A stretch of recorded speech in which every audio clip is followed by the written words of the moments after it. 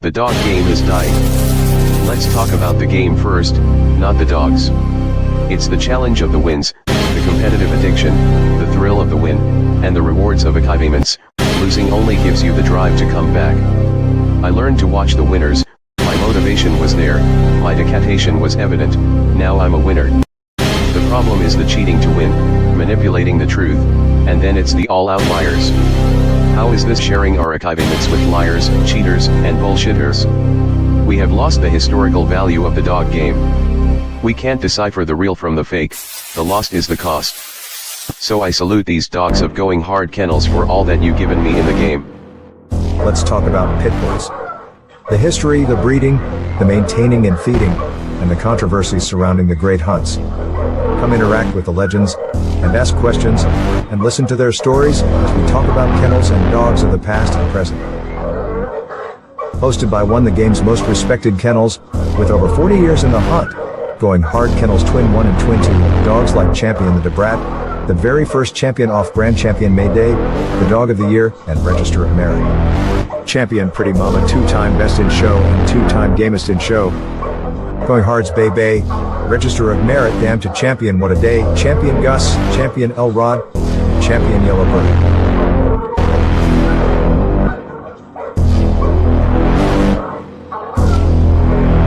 So pull up a seat, and let's talk dogs.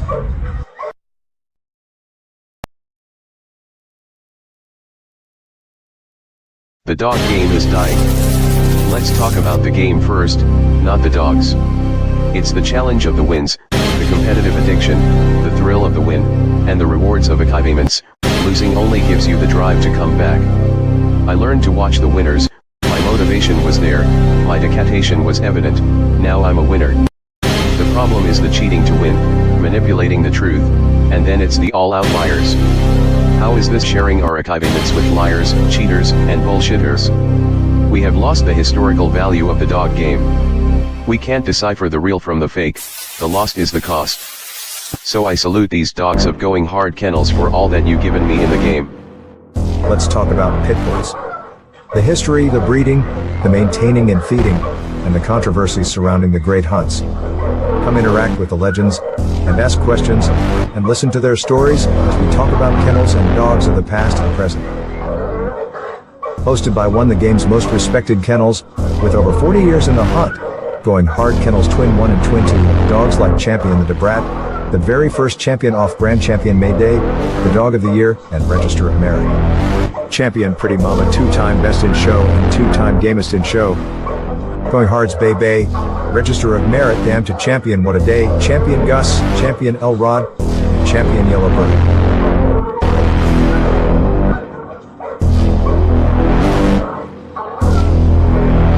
So pull up a seat, and let's talk dogs.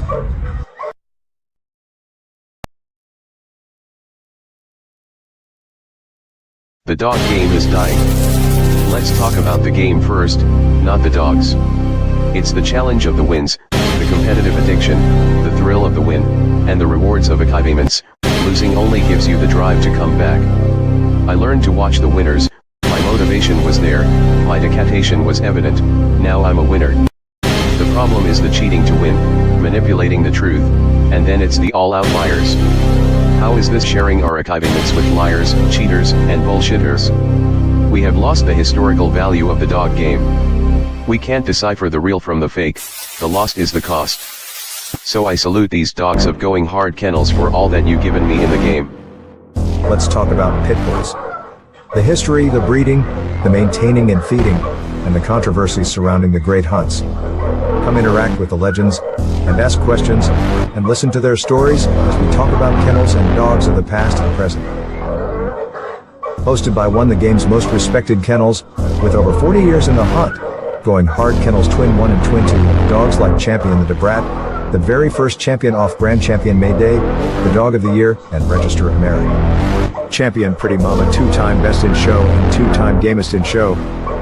Going Hard's Bay Bay, Register of Merit, Damn to Champion What a Day, Champion Gus, Champion Elrod, and Champion Yellowbird.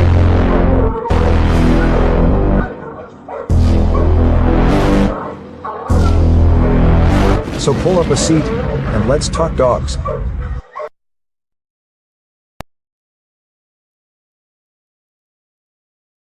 The dog game is dying. Let's talk about the game first, not the dogs. It's the challenge of the wins, the competitive addiction, the thrill of the win, and the rewards of achievements. Losing only gives you the drive to come back. I learned to watch the winners, my motivation was there, my dedication was evident, now I'm a winner. The problem is the cheating to win, manipulating the truth, and then it's the all outliers. How is this sharing our achievements with liars, cheaters, and bullshitters? We have lost the historical value of the dog game. We can't decipher the real from the fake, the lost is the cost. So I salute these dogs of going hard kennels for all that you've given me in the game. Let's talk about pit bulls. The history, the breeding, the maintaining and feeding, and the controversies surrounding the great hunts. Come interact with the legends, and ask questions, and listen to their stories as we talk about kennels and dogs of the past and present. Hosted by one of the game's most respected kennels, with over 40 years in the hunt, going hard kennels Twin 1 and Twin 2, dogs like Champion the Debrat, the very first champion off Grand Champion May Day, the Dog of the Year, and Register of Merit. Champion Pretty Mama, two-time Best in Show and two-time Gamest in Show. Going Hard's Bay Bay, Register of Merit, Damn to Champion What a Day, Champion Gus, Champion Elrod, Champion Yellowbird.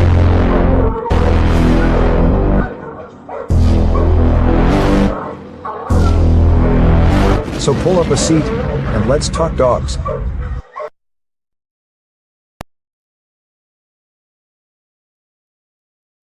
The dog game is dying. Let's talk about the game first, not the dogs. It's the challenge of the wins, the competitive addiction, the thrill of the win, and the rewards of achievements. Losing only gives you the drive to come back. I learned to watch the winners, my motivation was there, my dedication was evident, now I'm a winner. The problem is the cheating to win, manipulating the truth, and then it's the all outliers. How is this sharing our achievements with liars, cheaters, and bullshitters? We have lost the historical value of the dog game. We can't decipher the real from the fake, the lost is the cost. So I salute these dogs of going hard kennels for all that you've given me in the game. Let's talk about pit bulls. The history, the breeding, the maintaining and feeding, and the controversies surrounding the great hunts. Come interact with the legends, and ask questions, and listen to their stories as we talk about kennels and dogs of the past and present. Hosted by one of the game's most respected kennels, with over 40 years in the hunt, going hard kennels Twin 1 and Twin 2, dogs like Champion the Debrat, the very first champion off Grand Champion May Day, the Dog of the Year, and Register of Merit. Champion Pretty Mama, two-time Best in Show and two-time Gamest in Show. Going Hard's Bay Bay, Register of Merit, Damn to Champion What a Day, Champion Gus, Champion Elrod, Champion Yellowbird.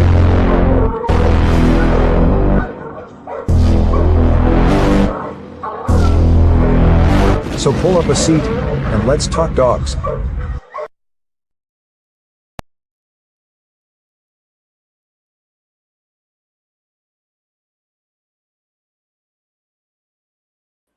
What up? What up? Hold on, let me see what's going on. Need to see my face. What up? Okay, cool. I got it. Let's see who out there. Yo. Y'all know what time it is. Yeah. Today is Talk Shit Tuesday. Want to give a big shout out to all my people out there on the back street, all my people out there in the Shark Tank. Let me run down that list. Just get that out the way right quickie here. Big shout out to Heavy 360.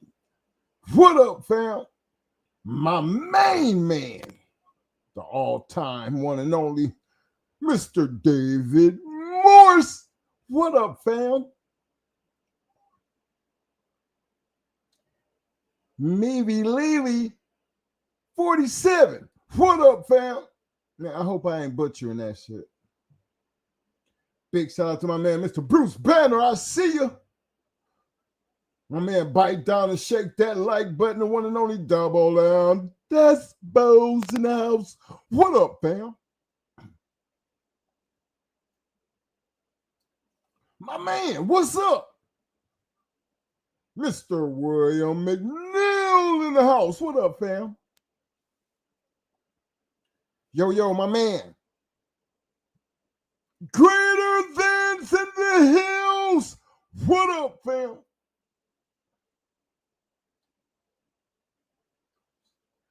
Big shout out to Guy Ghostin. What up, fam? Big shout out to my brother out there, Semper Fi. My dog, Pit Dog in the house. What up, fam?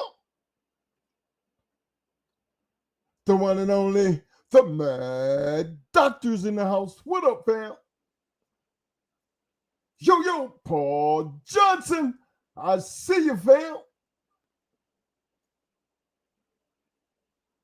me see here. Yo, big shout out, another long time supporter representing PA, Walnut, PA in the house. What up? Bam!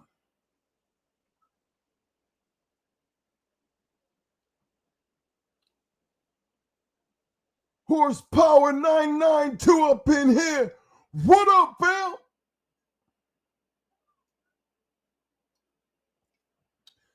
Yeah, fellas, again, appreciate everybody. You know, we know how these Tuesday late nights is. Hey, I hope everybody dealing with that weather. I know it's kind of been rough here. Not here anyway, because, you know, it get cold. But, man, I'm gonna let y'all know right now, I do not miss that snow. I feel for you. So, hope everybody enjoyed their Thanksgiving, because we sure the hell did. You know, it's like when my people come down from up north, it's like they bring the damn cold with them. Because the 3 days that they was here, it was cold. And as soon as they left, it was like 70, 80 degrees. And I'm like, I really didn't get a chance to get them out there to enjoy some of the things that it'd be like when it's winter everywhere else, but we still walking around in t-shirts and shit. You know, I wanted to throw that on them, but that cold, nah, I had to break out my jacket. But yeah, again, yo, don't forget to hit that like button. Yeah, but the holiday, it was, you know, it's nothing like seeing family get together, you know, and I got a big ass family, so it's one of them times when you just have people just pop up, you know, and then you just end up having just a nice, enjoyable time. Full of memories. I guess them, you know, it's good to have them kind of things to think about, you know, as you get older. Because I hadn't seen, let me see, it's been about 7 years. You know, I got a nephew. It's been 7 years. And I trained him. And I set him out on his own. You know, and he finally get a chance to come home and kick it with his aunt. And it was just real, you know, exciting to see him and see how well he's doing in this life, and, you know, sit back and think, I've been around this kid since he could barely even walk, and to see him as a grown ass man taking care of himself, come all the way from Illinois to kick it. Too bad it was just too cold. But yeah, we take advantage of them times when you have with family, man, because you never know when that, you know, they always be worried. You know, he was craziest shit he said. He said, it was like, man, Pop, y'all getting old, man. I just didn't want to, you know, that the last time we seen each other been when y'all was sending me away, you know, get out into the real world. So those are them things that I stop and think about when, you know, get back home. He made it home safely, having to deal with that weather. Came down and Mo sent him back with one of the Malamars. So now he got a little bit of responsibility, you know. So We still making dog, man. We still making dog, man. But it's a blessing. And I hold true to them blessings. Tonight, man, I heard about the passing of Ronnie Boyles. And just I think our last show that we was doing, we did, I think that was that Tuesday. Mo was talking about those Boyles dogs. And I just want to just get straight to the point. Sometimes you have to accept what, you're trying to do something. Like if you're trying to play basketball, people pick their idol. That idol don't necessarily have to be Jordan. Some people like Larry Bird, some people like Magic, but you have that one person that you sit back and you look at and you say, I want to be as bad as him. See, Ronnie Boyles was like hit the scene making noise when we were young at this. Like we were 18, 19 years old. And here I'm sitting here at 65 and look back on his dog career. And to know, just how much we still gonna be talking about Ronnie Boyles long after he's gone. To me, those are impacts on this community. Because history gonna leave you a trail why you're gonna be talking about the legendary Ronnie Boyles, long into the future because of the impact that them dogs had to this game. A lot of people, like every bloodline, people gonna have something to say. I'm gonna give them all that. Y'all can have that. But the thing that I'm riding on is it's them special ones that you can say and feel how you want about it. But the fact is you're talking about it because it's worthy of being talked about. That's the difference for me. Give a damn if it was the Boyles brand or the Boyles, however they said that. You had the Boyles brand, and then you had the Boyles, the shit the Boyles did. The blood, hell. So it was a difference between the two. I don't try to get into all that, but y'all know the chemistry. The fact is, as long as his name was associated to it, and it traveled the way it did over the years, and think about it now. Back in 1982, we was just looking at pit bulls for the first time. You know what I mean? Go back and check out this man's history and how he got started. And I only use people like that because in the end, when it's all said and done, our prayers go out to Floyd. Floyd's another one. These old timers. But then I know a lot of them like Mike Loomis, Pop Mason, James Pope, McNasty. We can just keep naming these names of these people that had some kind of impact on this game. But when you talk about the dogs, the part that gets you closer to the dogs, that's a bloodline. Like we talk about Jeep Red Boy, Eli. Not many of us can do that.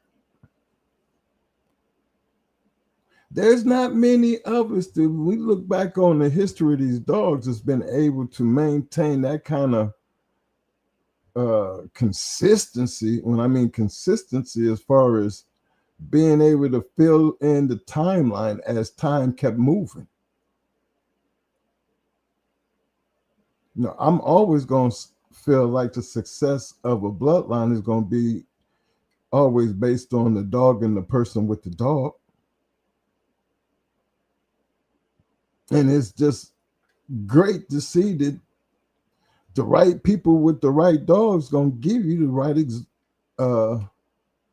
give you what you're looking for, if it's there to be looked at. And it's not too many of us who can sit back and, try to just act like some of these things don't exist. I know we be talking about the old timer shit all the time, Pat Patrick's, the James Crenshaw. Okay, true enough, because in reality, most says it, and he might have a hard way of saying it, but he is so correct when he say, if you're goddamn it tired of hearing it, then you're supposed to do something to change the list.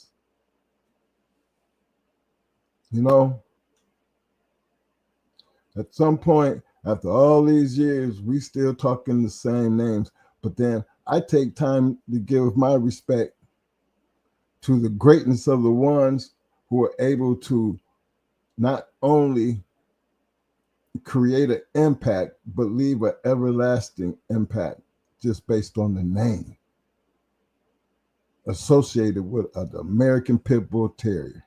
That community I feel like I'm a part of.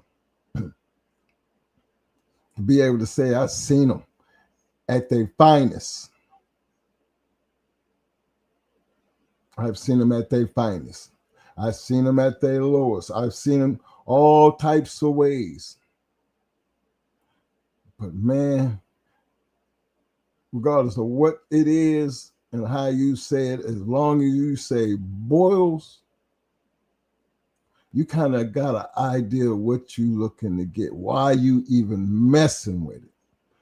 Now, when you got a bloodline that got your name tied to it, and some of the greatest dogs in the history of the American Pit Bull Terrier is carrying your name, you know what I'm saying?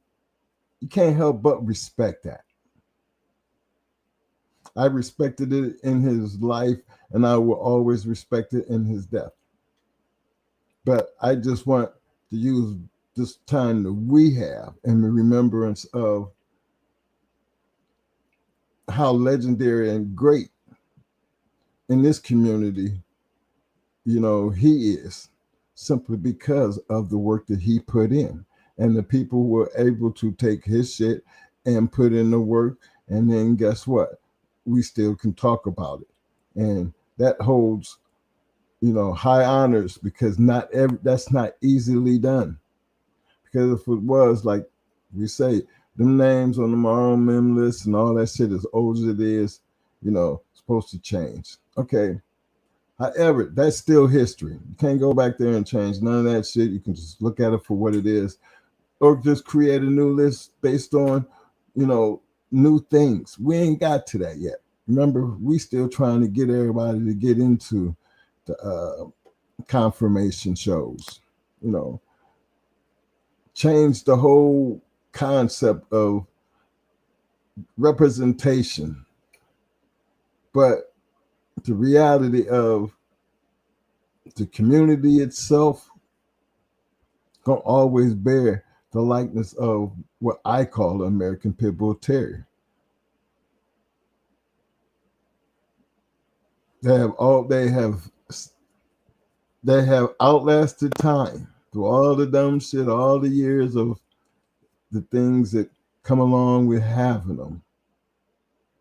When your name can still ring throughout history and will continue to ring into the future, that's the part of the game that will never be lost. Why? Because we're going to always have something to talk about when it comes to that.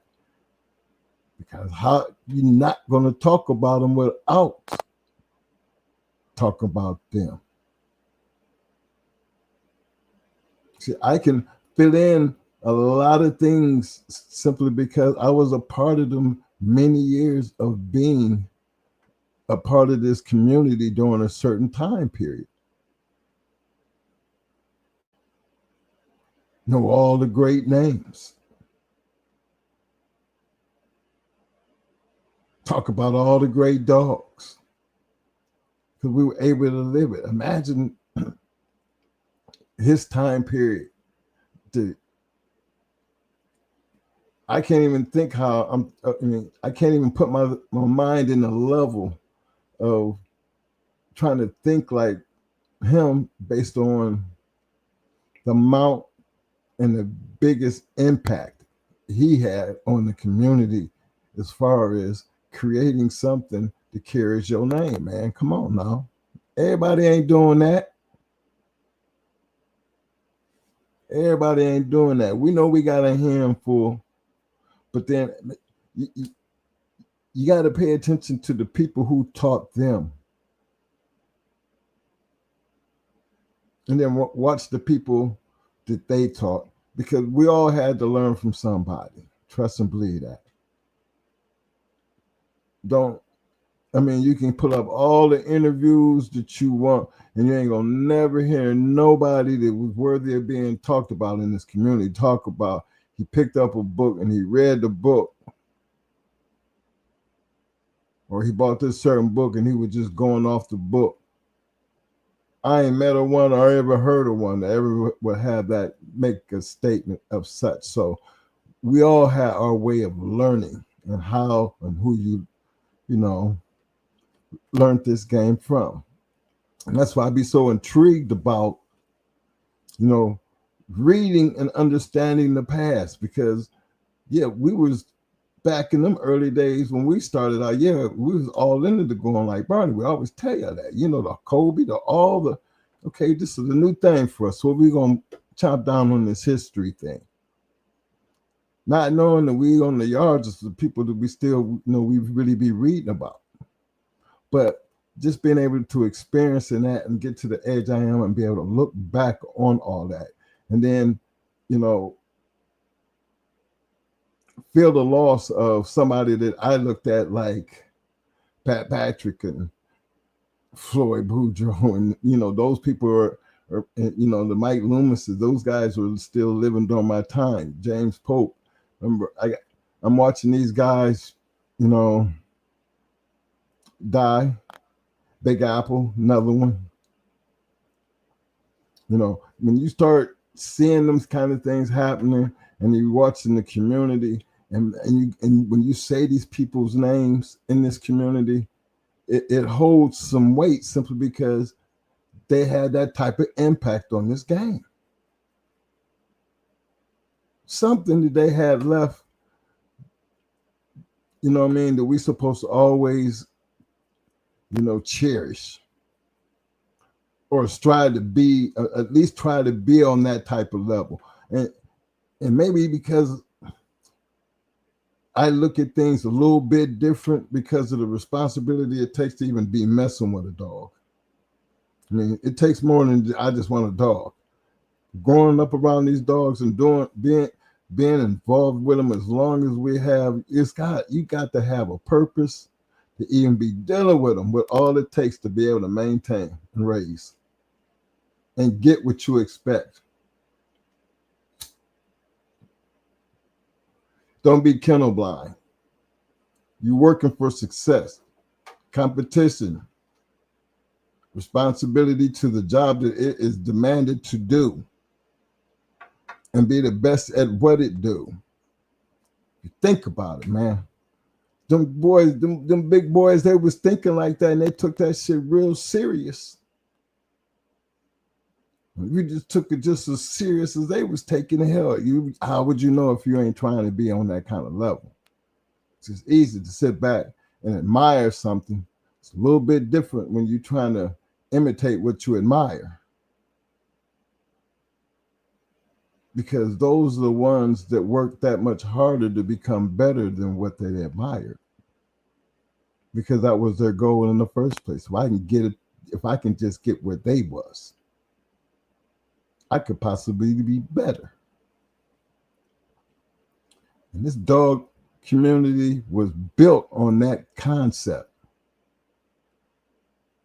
And just to show homage to somebody like Ronnie Boyles, because he's one of them people that we're going to be talking about Boyles long after. You know what I'm saying?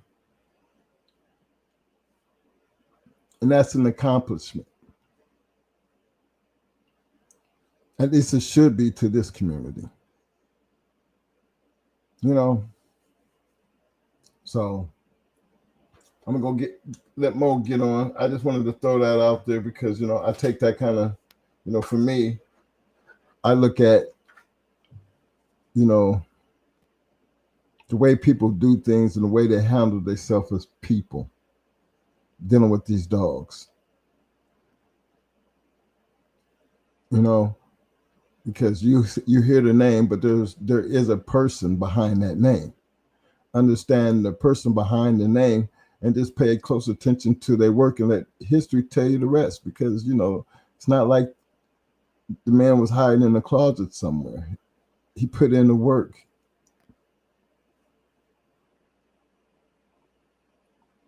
Just see and pay close attention on how he became the person he became. That can be talked about long after he gone.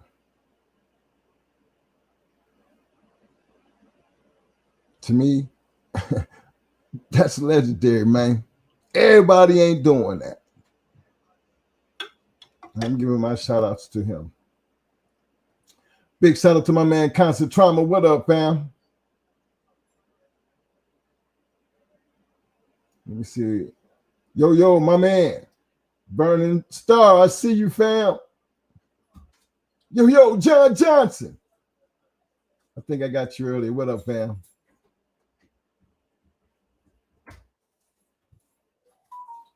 Let me see. I got Bruce. I got man. Hey, boys. Yeah. Yeah, but y'all know where I'm coming from. Because, you know, when you start dealing with these bulldogs out here, and you really, I mean, I'm trying to just go right to the damn heart of the matter. When you're dealing with these bulldogs, man, you better have a good purpose and let that dog do your talking. And I mean that, whether it be confirmation shows, running up the wall, out there hunting hog. You know, them dogs will make your name great, you know, if it's good at what it do. See, never got to be a Ronnie Boyles, you know what I'm saying? But always respected how and, you know, what he did, you know, and you sit back and you just admire the fact and try to understand how you can pull that off. How can he fall in the categories of the Crenshaws and the Boudreaux and the Mayfields and the Pat Patricks, the Hammonds? I mean, it's a crew of them back there. But see, as we move up in time, you know, we have, you know, there's another generation of these things that y'all gonna have, you know, you start watching along the way. Remember, I lost a couple. There's been a couple of them. Old man Whitley.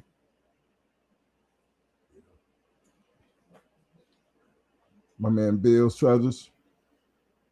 You know, I can name a couple of them.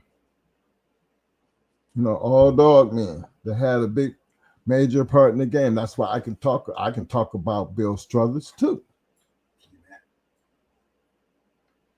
There's a whole lot of them we can talk about. But what made for me Boyles, you know, just a little bit different because he fell into another realm of, you know, the Pat Patricks, the Crenshaws, the Boudreaux, people who have them lasting names. Them names would be like, damn, y'all got to go a while because them bloodlines right there. And I know Mo was trying to show y'all this on Tuesday's show.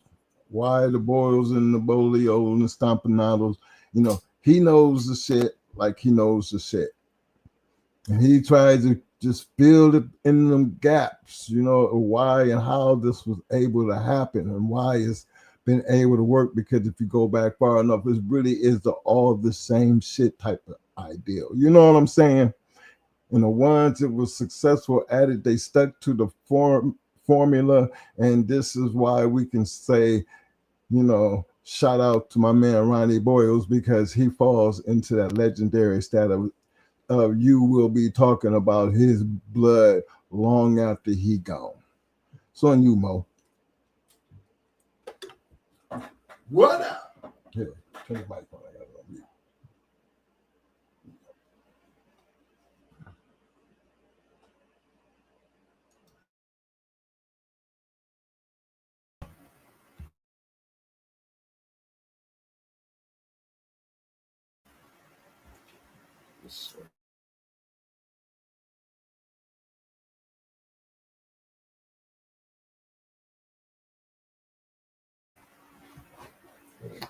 What up? Can y'all hear me? Give me a thumbs up if y'all can hear me. Which one's the mic? Oh. What's up? Let me check. I get any thumbs up yet? Let's see where they at. Give me some chat, man.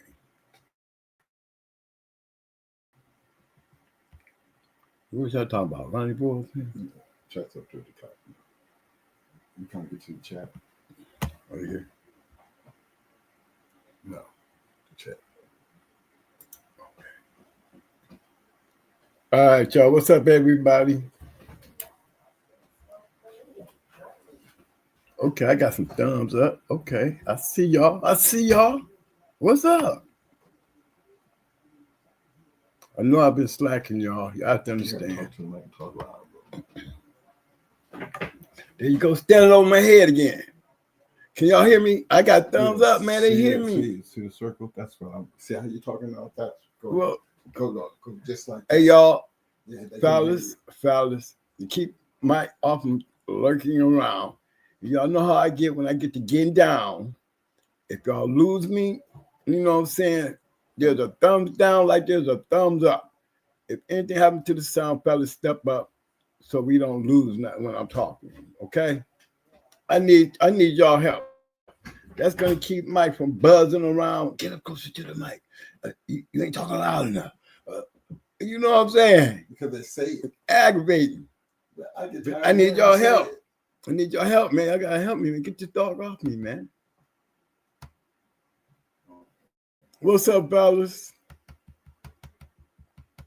Y'all know I've been going through some shit, It really is a psychological thing. I feel sorry, being in the service, we see a lot of dudes, limping around the VA.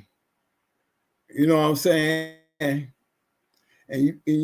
back in my time, man, I could walk down through there and I feel kind of bad for them. You know what I'm saying? Really thanking God is them, not me. Not putting it on them. I'm just saying, baby, it ain't me. But the last couple, I would say in the last 60 days, man, I have had a life-changing event. Between somebody trying to run me over. Hey, Mike. Yo. He's saying it's loud. He's saying it's loud. Huh?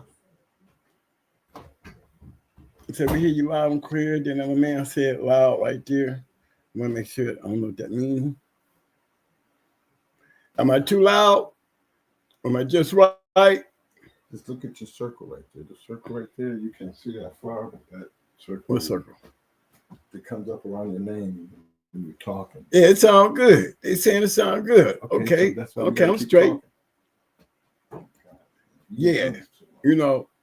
So what I was saying was, between that accident And then 30, less than 30 days after that, now they're telling me, they got to chop off my foot, a toe.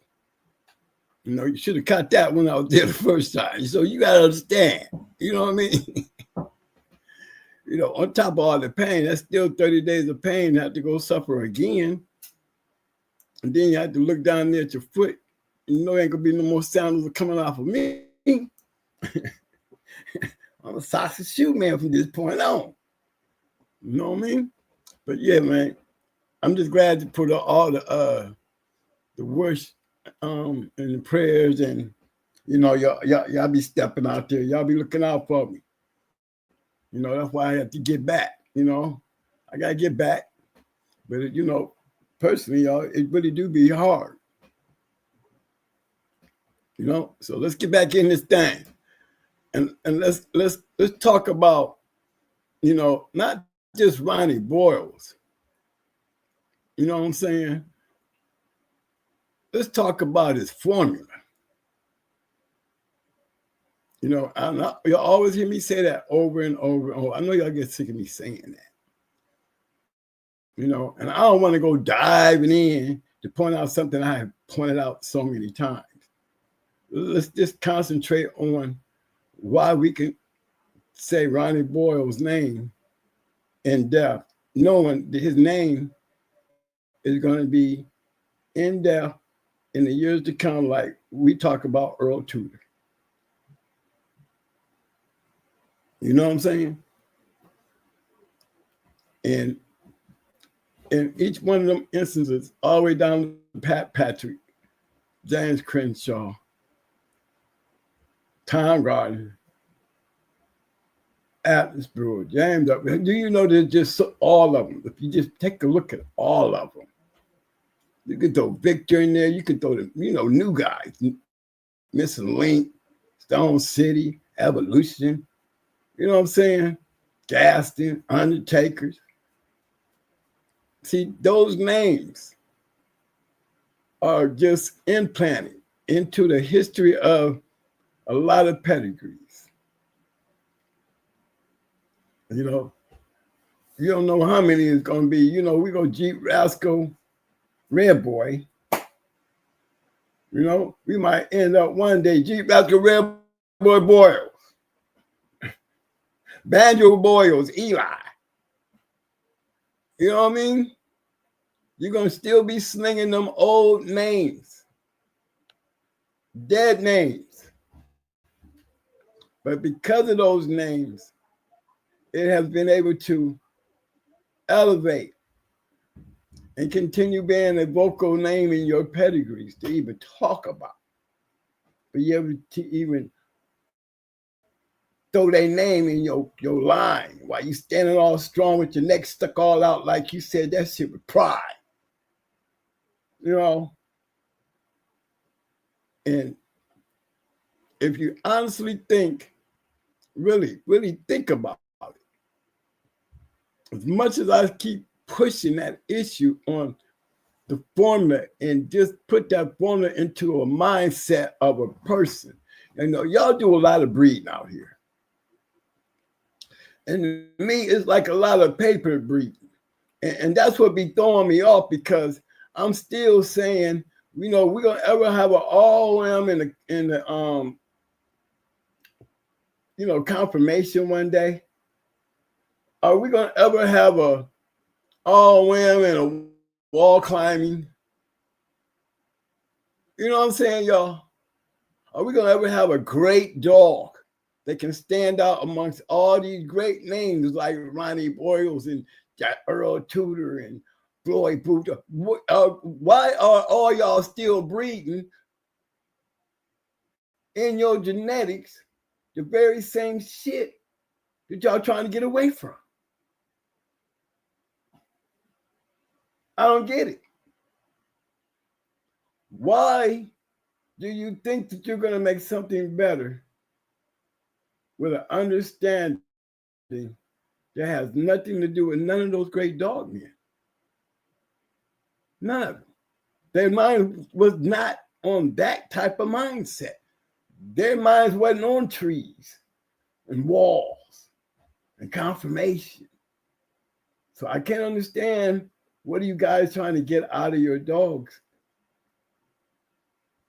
when you're not really going by the basic of what made those guys famous? How can you bring that to the table in your purpose? You know, what are we waiting for? We're waiting for somebody to do it. Y'all cannot deny that. All this arguing back and forth over pedigree and dogs and like y'all, for what? Ain't a damn Earl Tudor amongst none of them. Ain't nobody standing up where we can take your name in depth and still sing a song. So already there's a problem. In what's y'all keep continuing to say, moving forward. To move forward, don't y'all think y'all gotta leave them type of dogs alone? I mean, it makes it hot to even discuss them when you're trying to build them, and it makes it sound bad. Why use those dogs? Why use that line? Just to say it's in there? Just to be able to pick up a piece of paper and see it on your paper? You're going to tell me that's how they did it? You're going to tell me in depth after all these years of these great dogs that we still talk about, that's how they did it? Do you think that was really their mindset? There was a purpose, a clear factual purpose, a purpose that should not be, tittered with in time, because then you didn't got away from the true pure purpose. You're only acting like this is the same purpose, but it can never be the same purpose because it's not used for the same purpose. It's not safe for the same purpose. There's no way in the hell you could be arguing on Facebook and YouTube over a purpose that goes back to history, not your future, but the history. Come on, for real, y'all. Think about it. I mean, good bred dog, he's good bred. But that's all we can say. He's good bred. Okay. Now, what's the next question? Y'all already know what the next question is. Is it illegal or is it a purpose? Because if it's not illegal, okay, then we didn't solve one problem to the equation, that brings question to the whole situation when pertaining to his good bred. He's not a game bred dog. Evidently, a good bred dog don't make no game bred dog. Just because it say it don't mean it is. So we're going to take that out the equation. Can't call him game bred dog. We call him good bred dog. Because now we got to go find a purpose, because we sure know his good bred ass ain't meant for the papers. It can't be. We done took that off the table, so let's go find something else.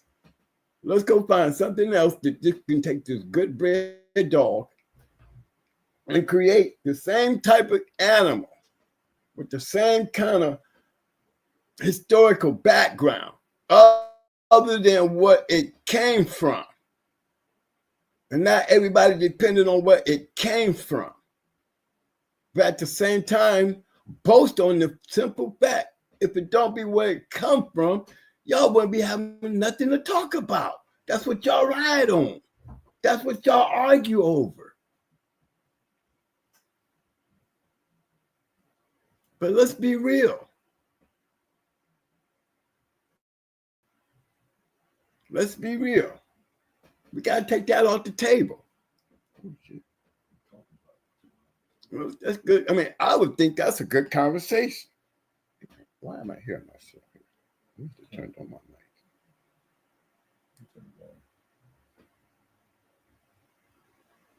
mic. Okay. Yeah. Okay. Y'all can still hear me? I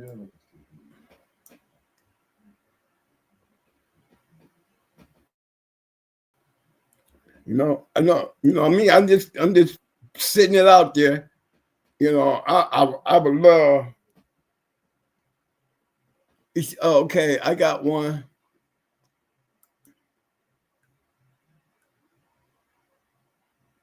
You say, Mo, what traits was Ronnie breeding for?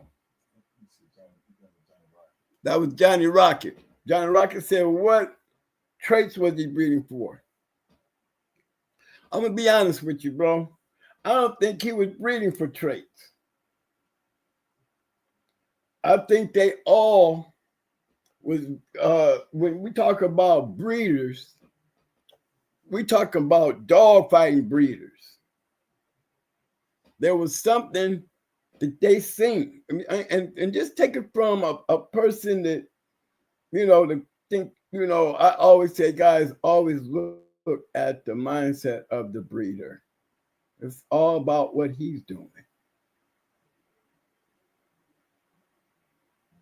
Now, he didn't come up with these very aggressive, rough-ass monsters that took the game by storm. I mean, he hyped the level of ability with them Boyles dogs. I mean, hey, when we talk about the baddest dog is in the history of the dog game, Queen of Heart and Pandy, you find the Ronnie Boyles name in there, baby. You know what I'm saying? You're gonna find that man's name in there. Them two dogs solidified facts, regardless of whether it was the brand or the line or the blood, the line. The Ronnie Boyles brand on the yard, the line, everything coming off that shit, off the line, off the brand. You're gonna find that brand there. It's gonna be there.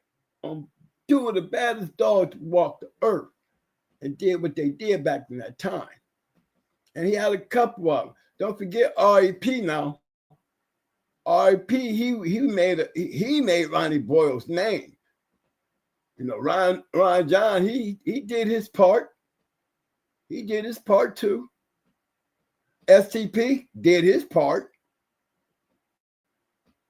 Okay? You had great dog men. These are dog men who had Boyles champions and grand champions. Nope. I tell you, I wasn't going to be pulling up none of his stuff because we're not talking about the dogs and their pedigree. We're talking about the man behind the pedigree. Let's talk strictly about him and his purpose.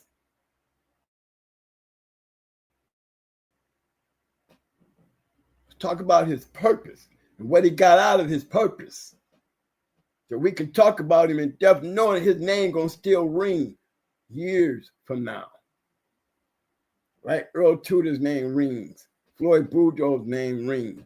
I'm gonna make sure there's a lot of us, because we get so stuck back there that they don't even know that what made those guys right there stay so far up here in our time, because of the guys in our time.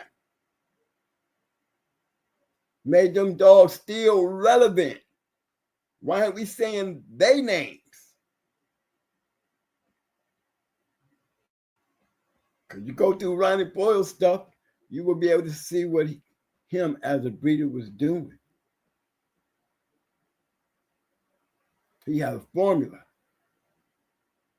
And his formula was based on what he was going to use that formula for. What he wanted out of that formula. Rough shit. Get the Eli shit, cross Patrick with that shit. I'm telling you.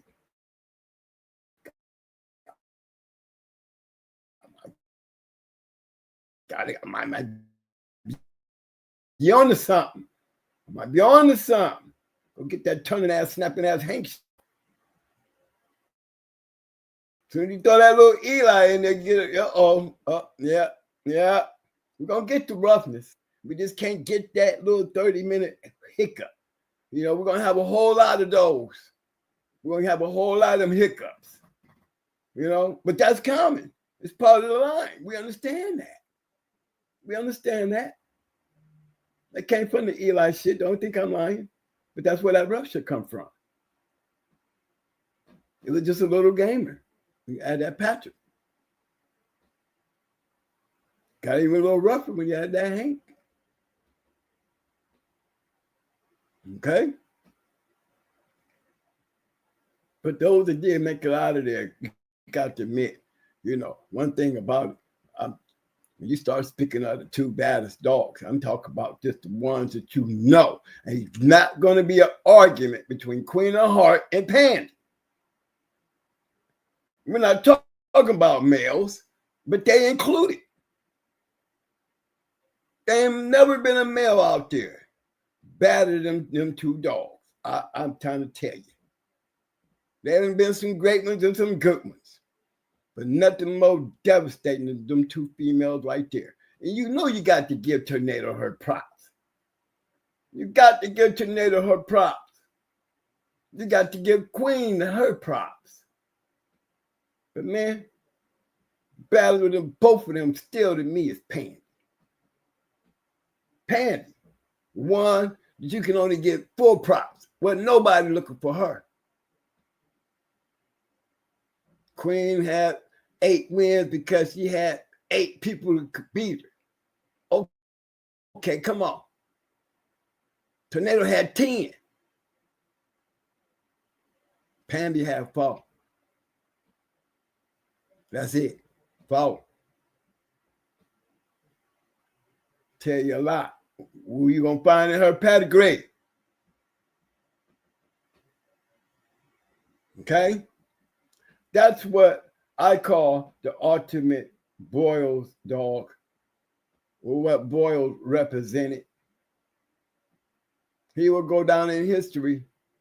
When you look into that dog pedigree, and as long as y'all continue saying the baddest dog, really bulldog, you know, regardless of what anybody want to say in my time. And I'm going Michael Jordan too.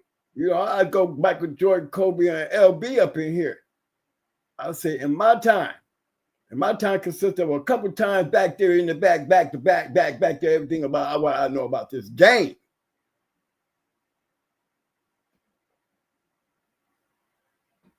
Ronnie Boyles' ultimate creation, where he can be proud to see his name.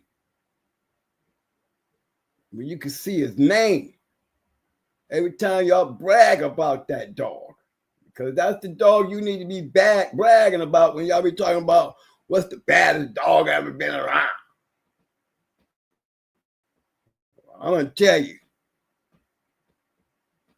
Pound for pound, I give BB Red, I give Banjo, I give our shit, and you know our shit is 30-minute killer. That's just, you know, I'm keeping it real. And the only reason I can say that because I'm probably got the mindset of Ronnie Boyles. You know, I learned the formula. I understood and learned what they were doing to get what they were doing. All of them were doing it. Why am I talking about all these great kennels that were able to take their dogs and win with them and breed them and win with them and breed them and get out there and they be winning with everybody else? That's what we're talking about tonight, right? We're talking about Ronnie Boyles. Ronnie Boyles did just that.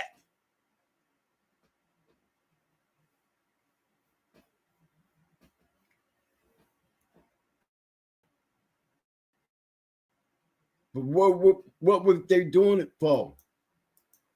What made it such a formula? What made it such a science? What was all this work for? We know. We know what it was for. Why are we talking about them? Keep it real now. We know why. Okay? We know why. The purpose. That we can still talk about the baddest dog in Ronnie Boyles. Name all up in there. But what we talking about? The baddest bitch doing what? Doing what? Give me a pedigree now with Pandy in it. I'm going to look at it and say, so? You know what I'm saying?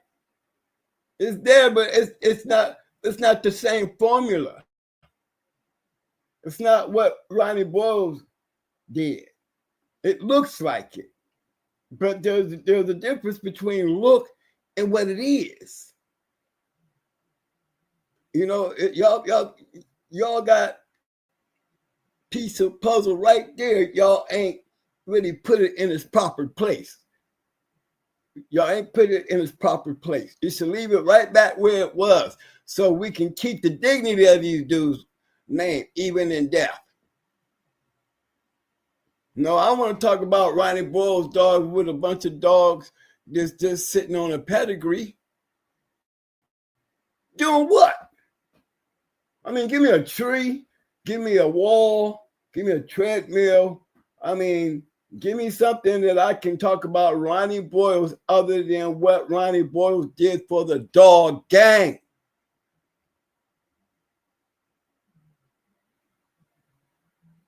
What y'all breed and selling out here ain't the same purpose of what these great dog men back then did it for. The formula ain't gonna be the same. Not for when they looking at it and tested it, and that's the only reason we talking about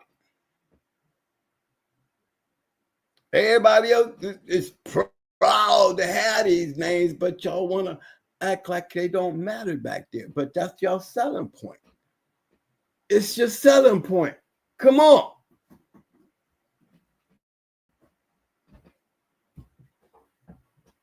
We got to talk about Ronnie Boyles, and we ain't going to talk about him because he's just showing up in a couple pedigrees that are now and like it didn't lasted. And oh, no. No, we're going to talk about Ronnie Boyles and the mindset of Ronnie Boyles. And all the people who fell in behind him. Backstreet. Look at those boys. Survive. What they doing? What they doing? They formula. They good dogs. You know, still with that same old disease, though. You know, that 40-minute disease. You got 40 minutes of hell. If you're going to have 40 minutes, though, you might get him. 50, you might be the winner. You know, you don't keep his interest too long. He go in there and beat you up, and if he can't get you out of there, you know. But it's common in the pedigree because we can go out here and find it and show you. It's like that. They don't care because they know 85% of the time they can beat your ass with their shit. I'm telling you, Red Boy basically came in and just kind of put the brakes on all that shit. You know, you can get out there and step away from a couple of them and still be continuing competitors. You know what I mean? Which a lot of them were, you know. But unless you putting some Red Boy up in there with that shit, or you putting something that's going to click with that stuff, you know what I'm saying? That's why we don't have the great Boyles dogs that we had in the past. When the last time you seen a dog producing like Andy Cat?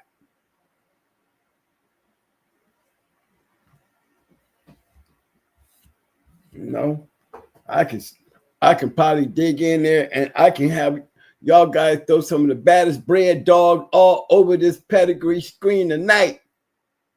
Champions and all that.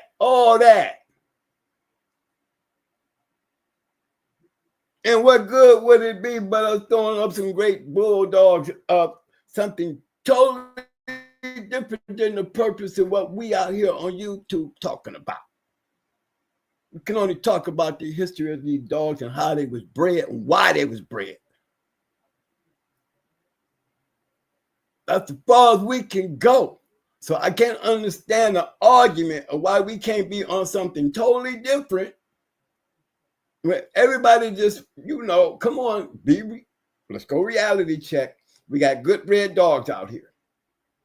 That's what they is. Y'all can train them to do anything you want them to do. But the only reason we call your dog Good Red Dog because we could probably go in there and find Ronnie, Floyd, some great guys in your shit. But why brag about it when you know your dog ain't in that shit? Where's the argument? Just because? Just because it's going to hurt your sales? Because you're not doing anything with it. You're not. Because you're not. Give me a register of merit, competitive, good bred confirmation champion. Just bred like Queen, bred like Andy Cap. Tell the truth. Yeah, let's be truthful about that. Bred like that and going out there showing that. Now we got two great purposes. They were great fighting dogs and they were great bodybuilders. They could win. They were competitive. Get a nice Boyles dog. The way my shit is bred, I go out there with all them muscles showing, all that beat up power, because that's what they were built to do.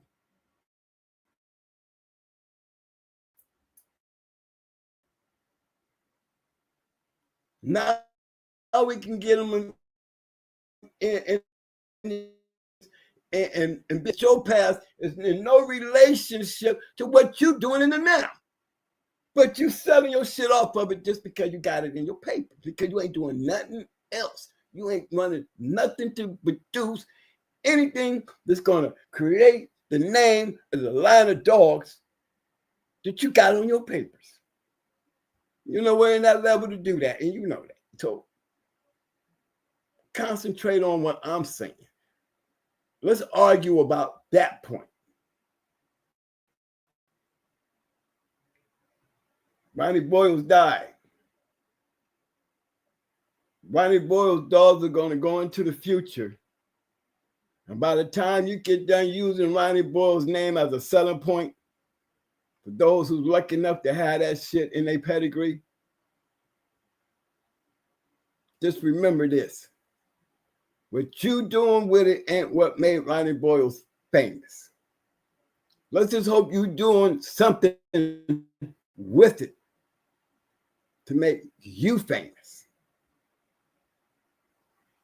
If you're not going to do what made him famous, then do what you do to make that dog famous. Yeah, and he got Ronnie Boyles in all over the place. Yeah, because that line of dogs, they were good when back there in the day when they were doing that thing because of their body structure. See, that's what I bring to the table with my dog. I ain't got to put my dog down. That's not what I'm here to do. I'm here to compete with this dog. That's a good point. It's a good selling point.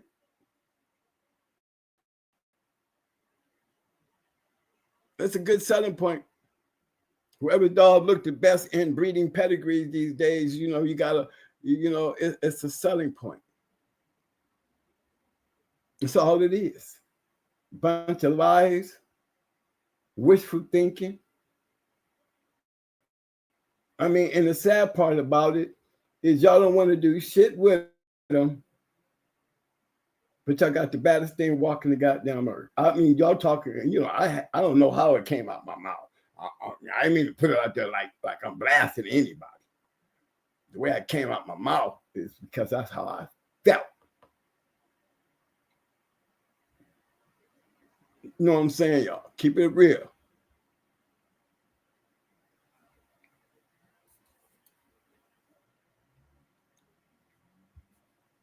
That's what I'm asking you to do. Start answering that question. The question, it's not what you do or what you done did, but what you got. Because in true reality, what do all y'all got if you ain't making no ROM in nothing? We can't talk about no great dog in nothing. There's nowhere in the world we can be out here YouTubing, promoting great fighting dogs of the now. This just don't make no damn sense. So what the hell are we doing out here then? Why are we still glorifying pedigrees? Knowing you ain't doing nothing that that pedigree used to do.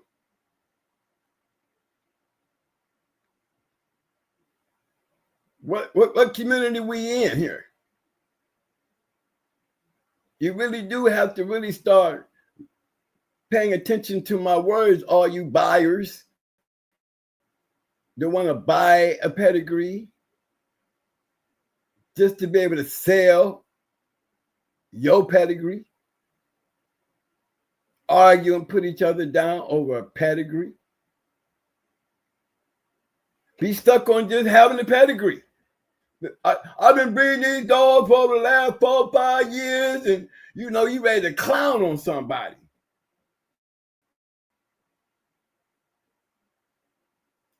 You know what I'm saying? And I'm riding down the street, somebody goes, hey, that's Jimmy, he got the one dog. And I just keep on riding. I just ride right on by. He'd be like, man, why don't you want to stop? But why would I? He got those dogs. Why would that impress me? Those dogs is not what the people he got in his pedigree was about. That dog ain't one of them. He just got them in there. Why we don't talk about that out here on Facebook? Why we don't start sticking to those points while we arguing these issues of what game bred is and all the excuses why you should be able to sell your pedigree without even having to show anything pertaining to what's in your pedigree.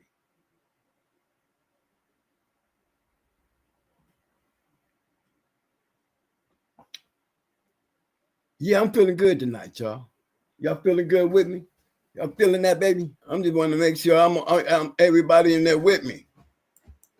I just want to make sure y'all in here with me.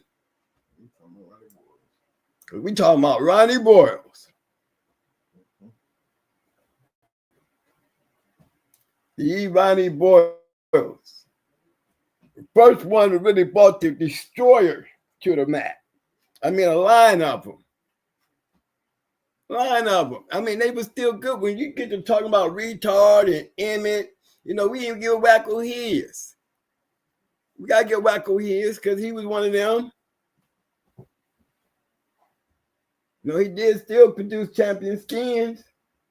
Champion skin wasn't no joke, even though he had some Mayday in him, but he still wasn't no joke. He had that Wacko too, though. He had some Boyles in him. Grand Champion Sparky could produce himself.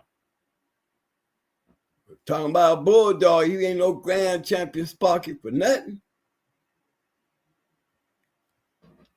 STP and those great dogs. REP and his great dog, all Ronnie Boyles.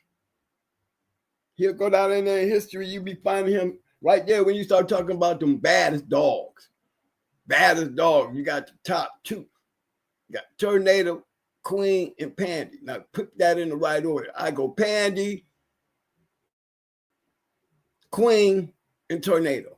The only reason I gave Queen over Tornado because Tornado is a 10-time winner. That means she had 10 fools that thought they could kick her ass. 10. See, they gave up at 8 with Queen. See, they gave up with 4 with Pandy. So, y'all do the math. Can't give me too many males out there. And I know some bad ones. I can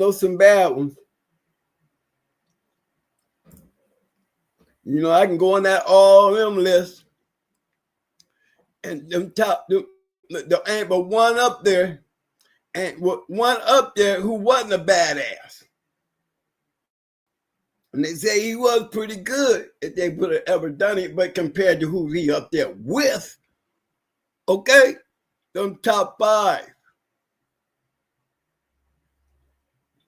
was all some bad dogs. Been there for years. Let's keep it real. That's what I call bad. You know what I'm saying? You don't see Ronnie Boyles up in there, but you're going to see that line. You're going to see every bit of the line that created. You're going to have the Eli coming from the Jeep. You're going to have the Patrick coming from the Buck. You know what I'm saying? He got that top guy. And each one of them got that ROM trait. All them traits. It's like the color of a dog. You playing them traits, and you got an RM trait. See, they were able to recognize that. Every single person that had this on that list recognized that there has to be a trait to that. It's no way in the world you're going to tell me they were just lucky. They had litter mates, but why these? Why are they so significant in the history?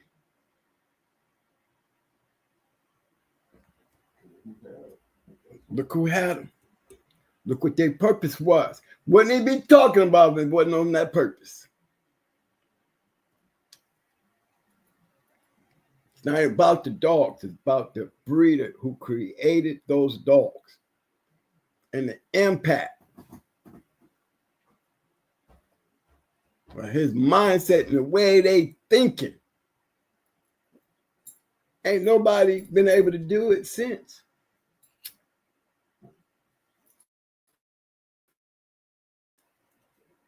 And we really can't talk.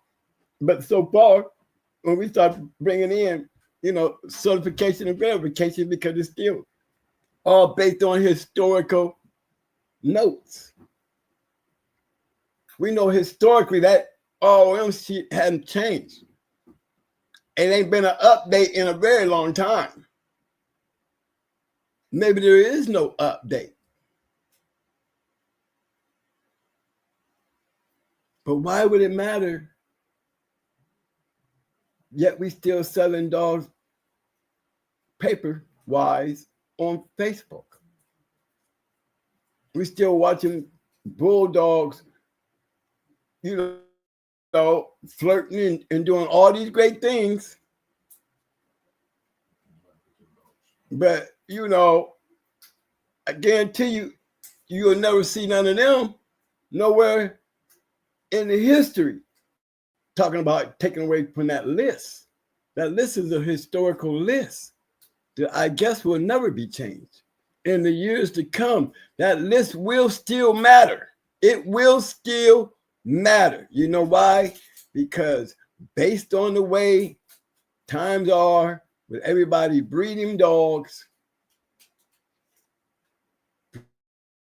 breeding with papers, you will be able to carry those names into the future.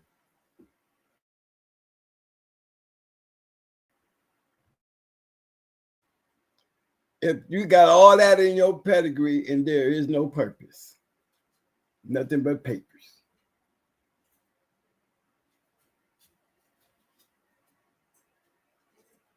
You gotta have something to do. You gotta start taking them dogs out there, man, and putting them in shows. Why not? I mean, why are you selling them? I mean, I'm asking the people that are out here trying to buy them. What you buying them for? Tell me you ain't buying the dog because he bred like this and you're going to breed your female to him because they bred like this and, I'm going to take these line of dogs and we're going to get it like this. For what?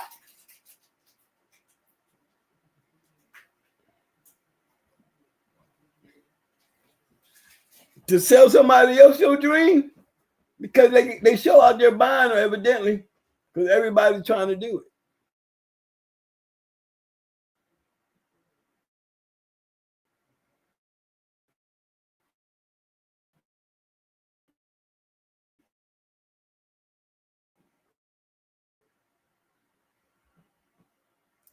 Okay? I cannot even say I'm being harsh because I know I am making sense. I wouldn't be telling y'all this if it wasn't making sense, because somebody would jump up here real quick and try to get this to make sense to where twin. This is why. Give me another side of my understanding. This is my understanding. I just need some help. Because you know I'm back here on the bus. Y'all know I'm always talking about that Indian, you know, who used to run the country, the United States, and you know how they had all the buffalo and all that stuff was going down with them, and they, you know, it was their land. We come through there, and them people came through there. They brought us with them because we were slaves too, so we came with them too. And we took their shit, you know. And then they look out over the world of the United States now and look at it, and they got that little tear in their eye. It sure ain't what we had when we had it. You know what I mean? I'm like that dog man sitting back here on my bus. You know, every time I get ready to get in the bus and drive to them footprint, you know, I'm going to have me some people standing on that footprint back here so I can take them through that historical world of where it came from and what made those dogs that y'all selling in your papers so relevant in your papers because of what they did. They're so relevant in y'all papers that y'all sell y'all papers, not your dogs, your papers. Just because them dogs is in there. All that good stuff. I got tombstone. You know what I mean? I got a tombstone. I mean, how far back is y'all still going? Tell me I'm lying.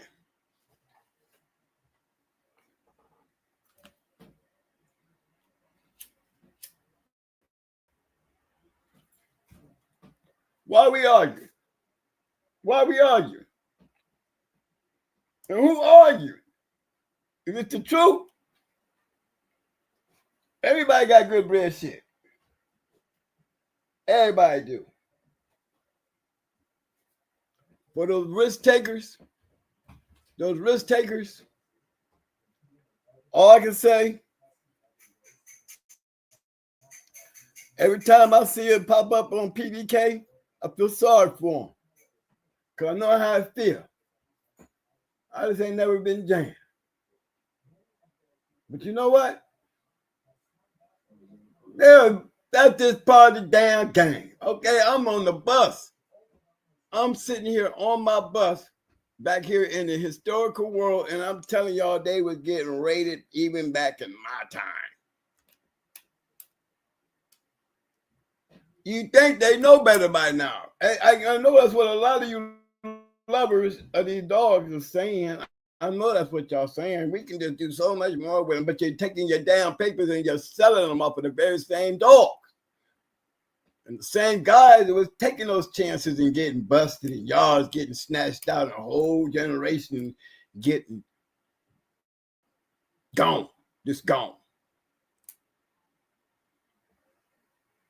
Yet we still out here in 2025 watching people getting busted at the dog fight. For a dog man that's back there in the jungle, it's just part of the game. After all these damn years, if anybody didn't figure that out, best believe they have. Evidently, because it's still happening.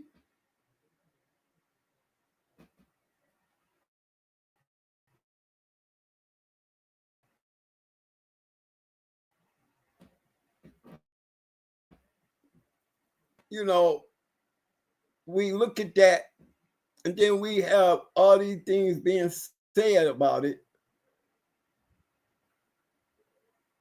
But in the same contrast, we sitting there seeing just as many people out here trying to sell those type of dogs. I mean, based on your pedigree. Ronnie Boyles is that man. And we're going to talk about, and I'm using him as a prime example. Because he's gone now. And what in history does his name bring to the game? And why is it stitched in history? is what y'all better remember always when it comes to Ronnie Boyles, because his formula worked. It worked so damn well that they saying his name, they're going to always say his name. As long as y'all keep breeding that shit, his name going to continue being there somewhere. And many generations back, it's there though.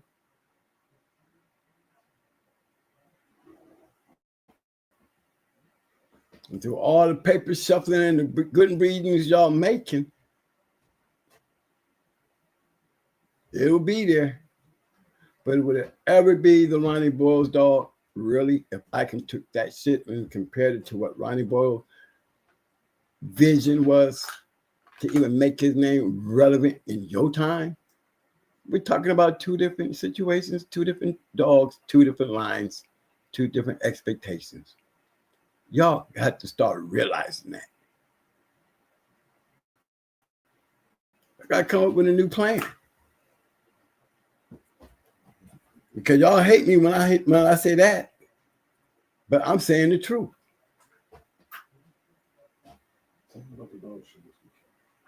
Hey, y'all know about the dog show down there in the Carolinas, man? Down there with Fayetteville, right? It's still on. APDR. The APDR show down in Fayetteville. Get that information, man, guys out there. I don't know if it's going to be inside or not. You know, I heard, you know, I checked the weather. You know, I wanted to go. I was going. I had this boot on my foot. So, you know, I can't put a shoe on. You know, I have a boot and, you know, my feet is exposed, even with socks on. And it's supposed to be like, you know, kind of chilly. Doctor said it wouldn't be a wise move for me to go. You know, not only because there's no way I can protect my foot. So I don't want him to have it getting cold out there. So I was definitely had my hopes on going, want to go. If the weather was right, I'd have been gone. But I definitely went to the doctor today, told him what I wanted to do, and he advised me not to. You know, I do want to keep my other photos. You know what I'm saying? And it just took the stitches out today, and on top of the stitches, they still put glue there. So, and then I'm still dealing with the two broken bones. You know, my foot being broke. So I can't, you know, that's why I'm still having to wear the boot. But I'm not trying to put any bandages on, you know, where they took my toe off from. So I'm trying to let it heal without having to wrap it up. But I had to stay in the boot, you know, to stabilize the broken parts on my foot. And so I can't really put a shoe on yet. And I can't really walk outside, you know, unless I got that boot on. But I want to hope everybody still show up and show out. You know, for all those people that are going to be up there in that mug, I wish them all the best of luck.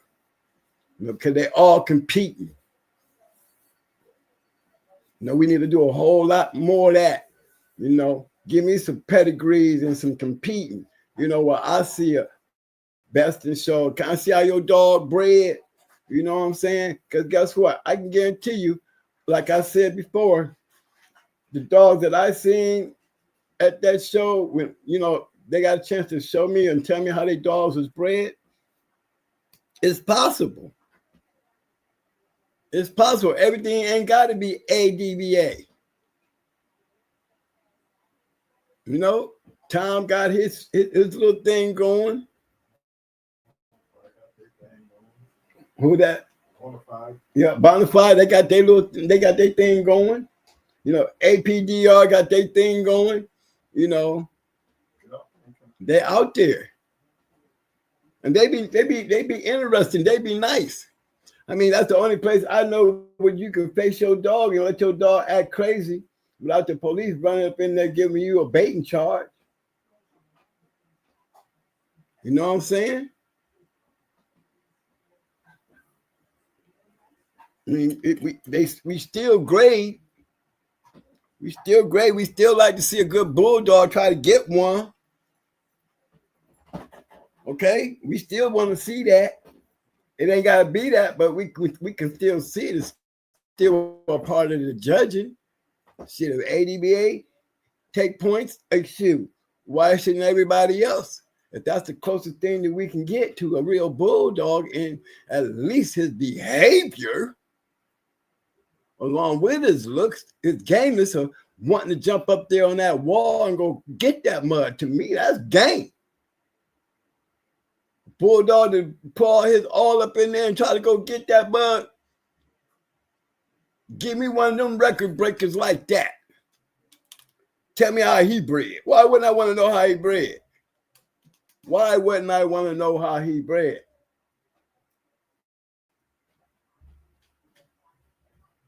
No.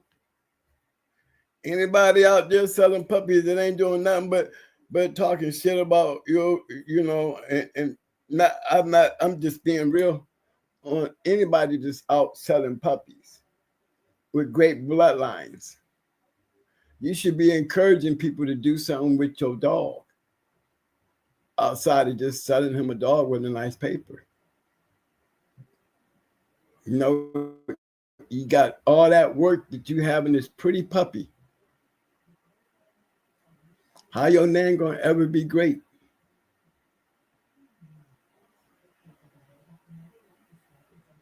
If your puppy ain't great.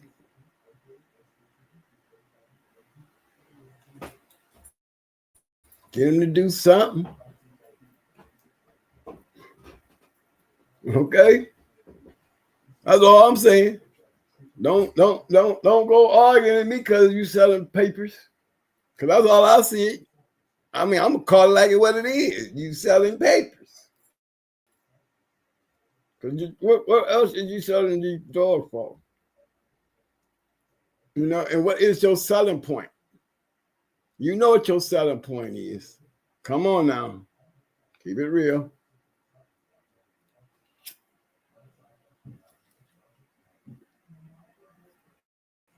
It ain't matching up. Hey, y'all. I said I wasn't going to pull no pedigree tonight. I really did.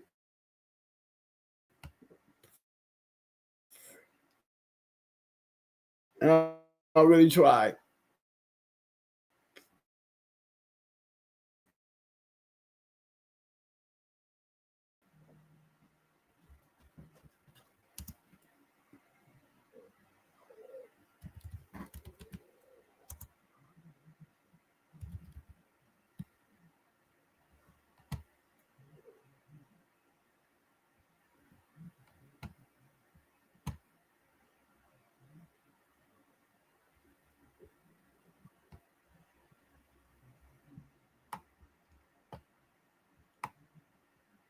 Okay.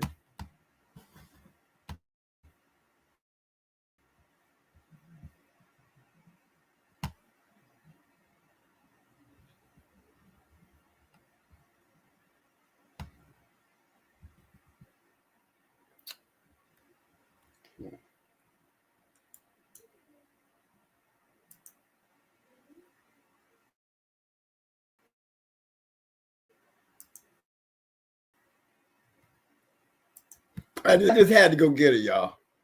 I just had to go get her. I mean, I just couldn't go get her. You know what I'm saying? Keep talking about my man Ronnie, man, without having to go get her, man. I just had to go get her.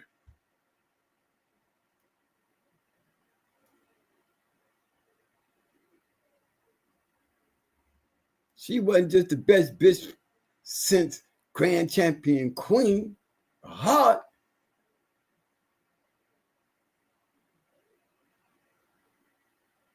That bitch right there get the record of being the baddest bitch. Right there. That's why she on my screen. This is what you call bad bitch right here. My boy Millbuster, you see him down there? Yeah, that's the same dude that gave me gave out KP Mikey. Mikey is the one I beat the Legion of Doom with. Yeah. Yeah. See that baby Jones? Yeah. Yeah. Take a good look at that. You see that Boyles back there? See all that Boyles? Ronnie Boyles gonna go down in history. One thing for damn sure, his name is in one of the baddest dogs of all times. And I'm gonna have to say, when I say one of them, I should be saying the number one of them. Not one of them, the number one of them. This bitch right here. Everybody else can go get 10 and 8, and ain't nobody going there. But this one was no use. Was nobody foolish enough. I'm talking about dog of the year. They ain't going to get none of that. Dog of the year, grand champion, didn't want none of that. Oh, anybody foolish enough could have got it. All them little bitches running around. Come on now. I said the number one baddest bitch of all times right here. This is why Ronnie Boyles' name gonna live forever. Because anytime we start talking about what we call the baddest bulldog out there, you gonna have to say Ronnie Boyles' name. Because this it's gonna take one to do what she did. It's gonna take one. I ain't taking nothing away from Queen or Tornado.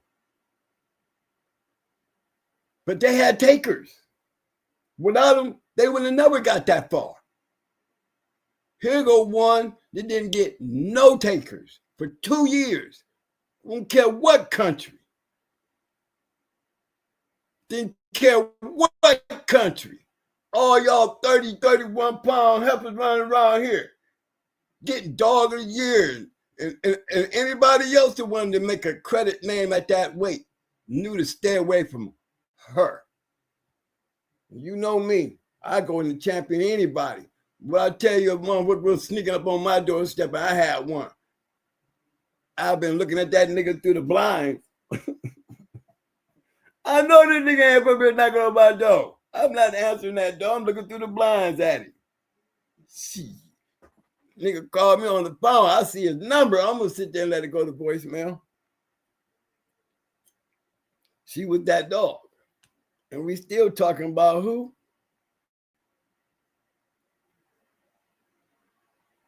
I'll be talking junk. I got to admit, I be talking junk. I be talking that smack. You see what I'm saying? I be calling them like it is. They show up. It's coming. It's coming. Okay, I'm just letting you know. It's coming. It's all good though. You got bottom though. You put some bottom in there. It's the right move. But guess what you're seeing? I said that trait. Look at that trait. Look at that trait. See all that trait?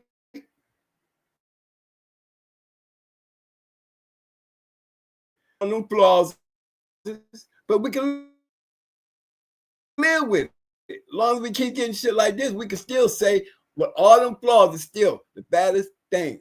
The baddest thing. The thing that Ronnie Boyles built, he created that mindset of a killer. It's what he wanted.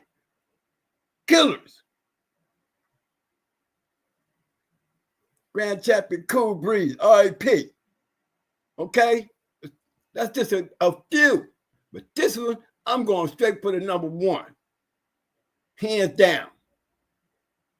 Look at her pedigree.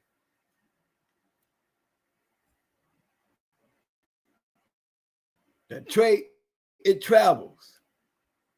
It travels through good dogs.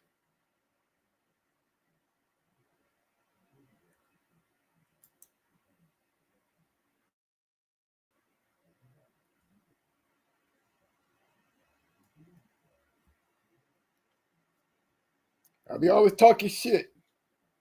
You know, I'm always pointing out shit to y'all.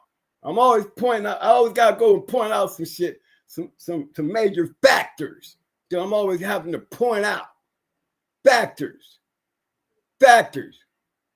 You find these type of dogs in some of the greatest dogs of all time. Mayday, Grand Champion Buck. Okay? Common factor. Now we're going to talk about that bitch right here, Red Baby, in the baddest bitch of all times.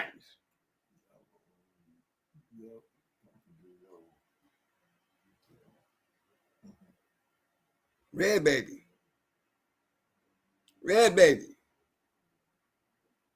That's that common factor. Who they breed her to? Hank. Okay? You know what I'm saying? Turning ass, curse snapping, couldn't kill him, couldn't beat him. What was Patrick thinking? What the hell? What the hell? Couldn't go wrong. Still getting them killers though. That same bottom, that same old stain you're going to find in Buck, Mayday, 357, Tonka. Okay? Pay attention. Those are key pieces you have to understand. Because you're going to find them in all the shit worthy of talking about. When we say Boyles, Dirty Mary, and Grand Champion, Hollis, Cherokee, Chief, you know what I'm saying? We're going to find some Red Baby in there. What's the common factor that made Charlie be in there? Let's see. Let's take a look. Okay, can we say where we get our roughness from? I could say this is where you're going to get that roughness from. I would say that clearly because that's what that shit do. That's how he was breeding this shit.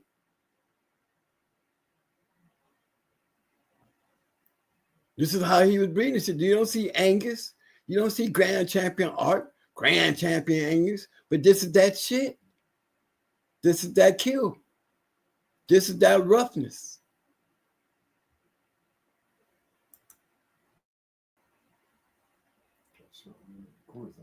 That's what made them standouts.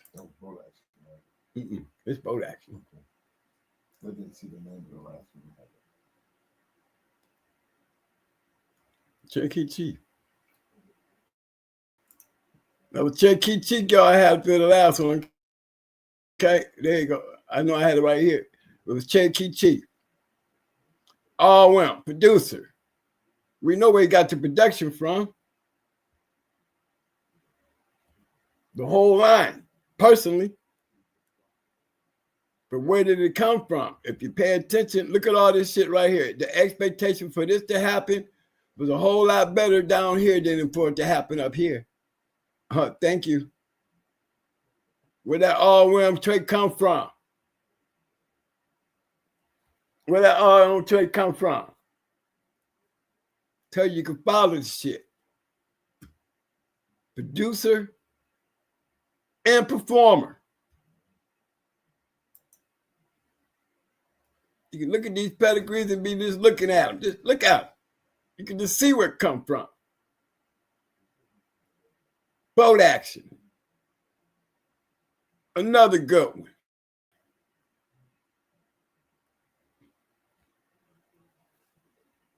Tell you, man, that Red Baby had that thing to her, man.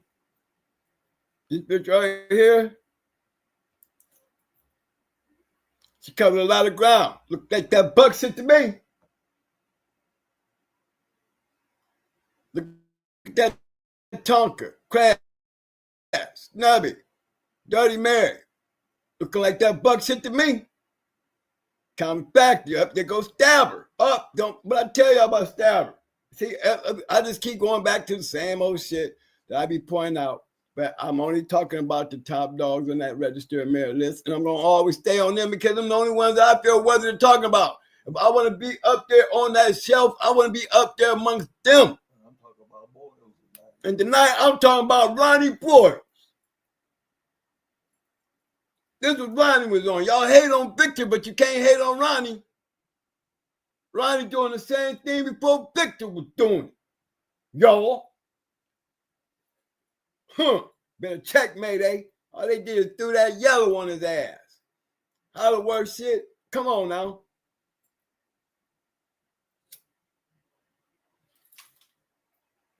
You gonna find that Eli shit in Mayday. You gonna find that Eli shit in going hard shit. You gonna find it in there. And I keep telling y'all, register of merits is almost like a genetic code. It's like a genetic code.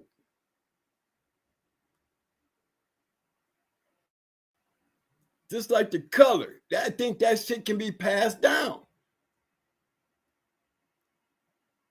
I mean, when you look at the results and then you go back and look into the results, why did we get to this? When you look at this stuff right here, and I'm looking at this dog's pedigree right here with the purpose that I am on the yellow bus and understand why, looking at this pedigree, Ronnie Boyles was a bad man because of the formula, the way he created out of that formula. Look at that gameness. 144. Came back to be still real champion house. Ochino. But he lost to Hardcore and the Gator Boys. I'm telling you now. I can tell you that right now. They ain't meant to go long. He a good one to go 144. But you think Hardcore and them didn't know that line? Huh? You think the Gator Boys didn't know? Stretch him out. Let's stretch him out. Picked up game. He got bottom. Why he got bottom? Why do he got bottom? That's why he got bottom. That's why he got bottom. That's what made these dogs complete.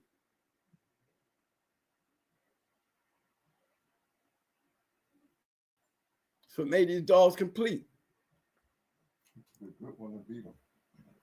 It takes a good one to beat them. And that's who said that look, it took Hardcore and the Gator Boys to come together to go get his ass. But that's how they was attacking the Bulls dogs. They couldn't get STP though. No, it was hard to get STP and his dogs, them Bumpers dogs, them dogs he had over there. You know, some kennels, you see every once in a while, you'll see, you know, us going over to STP, breeding the STP before we go into it. You know what I'm saying? I think a lot of us old timers, you know, I paid attention closely. I watched Deep South. You know, I watched Jesse now. You know what I mean? You know, them boys is right there. Abraham. Them headhunters. They champion hunters. They go after champions. You know? You ain't gonna see none of that on STP record. The STP goes has some good ones. He ain't scared. But you know, do a lot of them old timers, you know me, I would have never went in the STP. What? And beat him? I ain't gonna never get a breed. Shit. Probably won't even get a pup. I'm pretty sure that's what they were thinking back then. You know what I'm saying? Because STP, he had to get dogs in. You know, he was putting dogs down. He's putting them down. Why he got all them champions and shit? He putting them down. They was putting them in there. And they was breeding their stock to stay busy. Like Ronnie Boyles' dogs was getting out there doing. We still talk about Ronnie Boyles. Bam. Ronnie, why you go get this Sweet Williams shit, man? Huh? You should ask Mama that. That champion stubby. Stein. Champion Stein.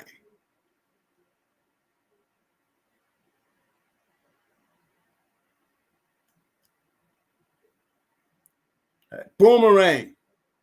Steel Carver shit.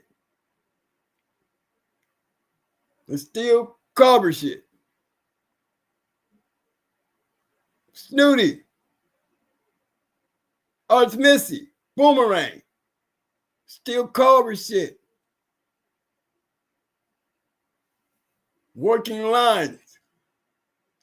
Factors. All them trait everywhere. You get all them traits, you gotta be having some matchdogs. Purpose. Matchdogs.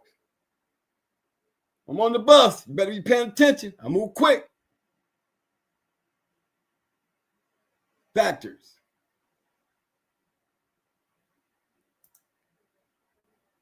Ronnie was one of them guys. Paying attention.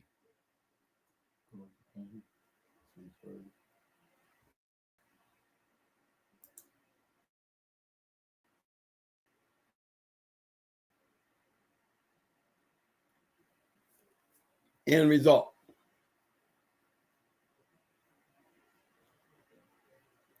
We will always talk about Ronnie Boyles. Salute. That's what I'm on. All right.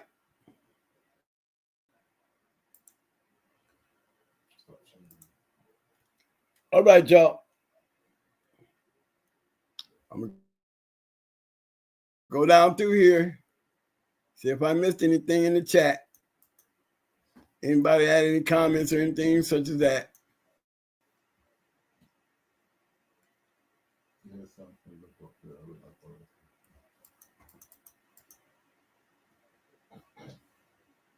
I'll throw that up there, Marcus. I'm going to put you up there, baby boy. There you go.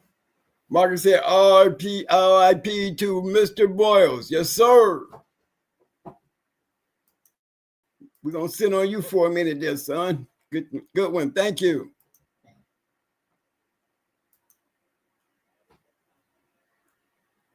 God Coach 8181 said, I have said the same shit.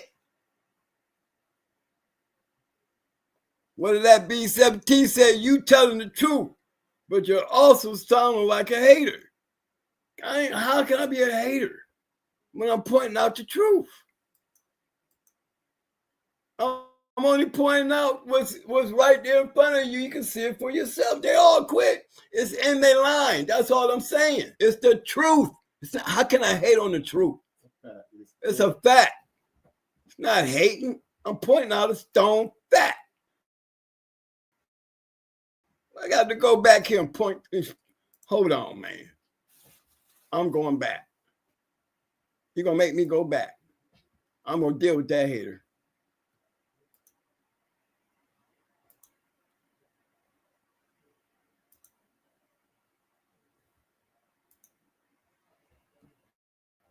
Okay. This is for those who think it sounds like hating. It sounds like hating because I'm not kissing enough ass, or is it sound like hating because you're missing the facts? Okay? Missing the facts. I love the comment, but I want to help on that comment because I don't hate on no line when I know them so well. I know them so well. Brother, I can take you down and show you dogs coming down off of the same Boyles shit, and I can continue showing you losses throughout their pedigrees. It's not uncommon. I told you guys. Cherokee Chief, personally. That's right. Ron Newman, personally. And he's a Boyles man. Said you go to 100 to get that one. When you got one, you got one. But you go through a lot. I done referee matches. Matches with Cherokee Chief. And like I said, get that 40 minutes, you might get him.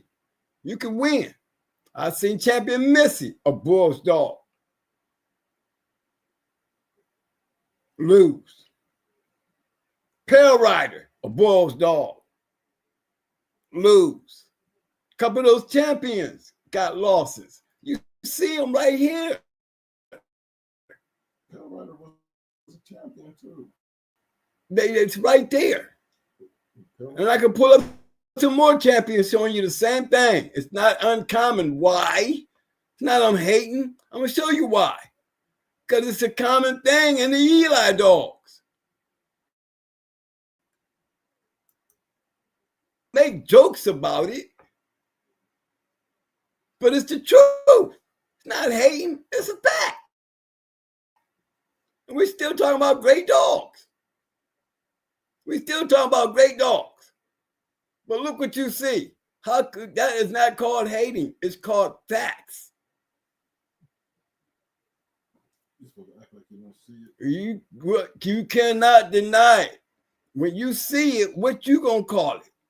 When you go pointing it out, I'm pointing out this is a fact and a known factor when dealing with the dogs. You got to know the pros and the cons. I'm showing you the cons with the pros. That's not hating. It's called educating. Not hating, educating. Like your comment, though. There's a couple lines out there, fellas. They all do this. There's very few, and y'all hate to hear me when I point out those ones that very few in a line of dogs where you see this. But this has been like this for a long time. I mean, it's been like this for a long time. You know, Booze, we're talking about Booze and Scrub, okay? Bully Son, Sam, you know, they don't mind. Blind Billy. Where's the hate at? When it's a fact. And it continues on. It's part of the pedigree, part of the line. Yeah. It doesn't hurt it because why would we be talking about the baddest bitch of all times? How can I even have an inch of hating in me if I'm pointing out the baddest bitch of all times with this shit in her?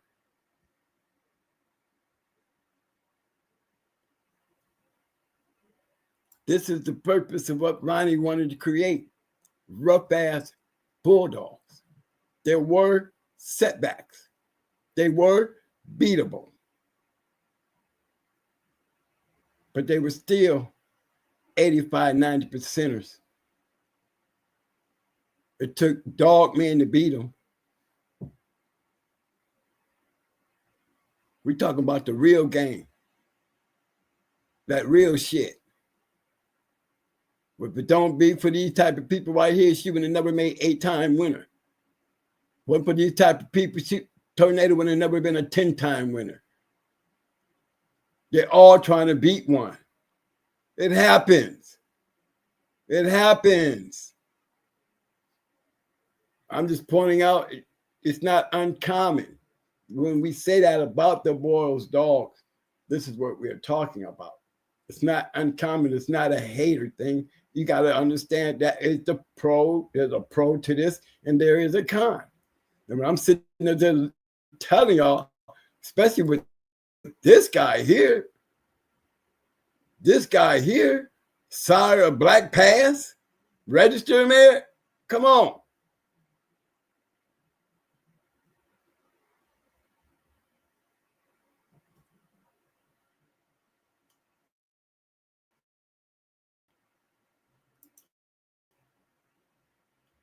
Voodoo, strictly business. These is Bulldogs. STP's Black Pass. Delta for Black Betty. That bitch was a producer.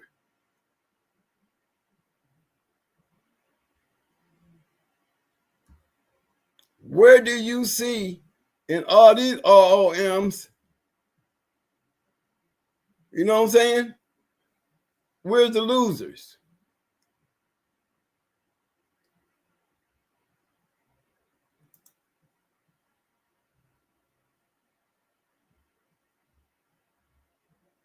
Expectation.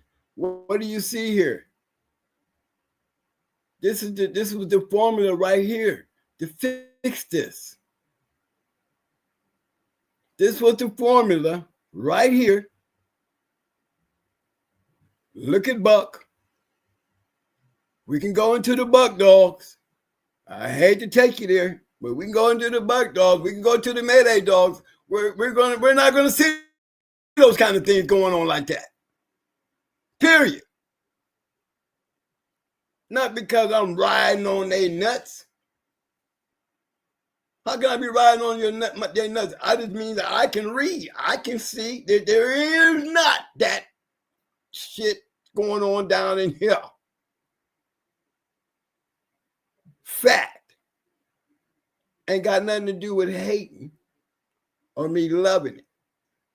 When I'm looking at the same thing you looking at, we are noticing something. I said, who was the factor to these Boyles dogs that changed the game? Well, let's see what Ronnie said. This is what Ronnie said.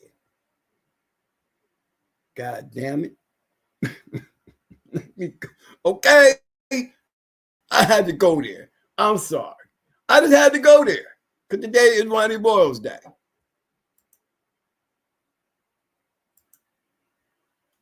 We're going to take the good with the bad.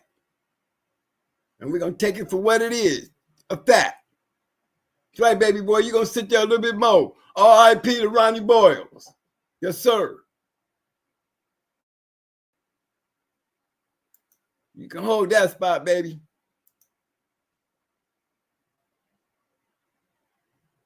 Well, hey, Running Star, I'm going to read you out there, baby, because like he said, Running Star's talking about the race shit. He said, you know, they know they can find drugs and money and felons with guns at these shows. You know what I'm saying? A whole lot of charges with a lot of cracking. But, you know, well, here's the issue. And here's my point to that. I'm going to say this one more time.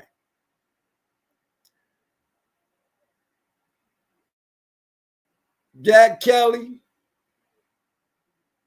Tom, Fat Bill, McNasty, Abrahams, Mau, me. Hey, Deep South. Hey, look here, man. Shit happens. I mean, it was happening back then like it's happening now. That means there is a basement. I mean, back then, all we got is recorded history of the past, gentlemen. What's going on now was going on back then. Maybe not as stark as far as the time being given and the implications that they're trying to use to attack the game as they do now. But at the same time, let's keep it real. It's still the same damn thing getting busted at a dog fight. They were getting busted at the dog fight back then. They were getting busted at the dog fight back then before, the damn New Jack time. They were getting busted in the 70s. They were getting busted in the 80s. They were getting busted in the 90s. They were getting busted in the 2000s.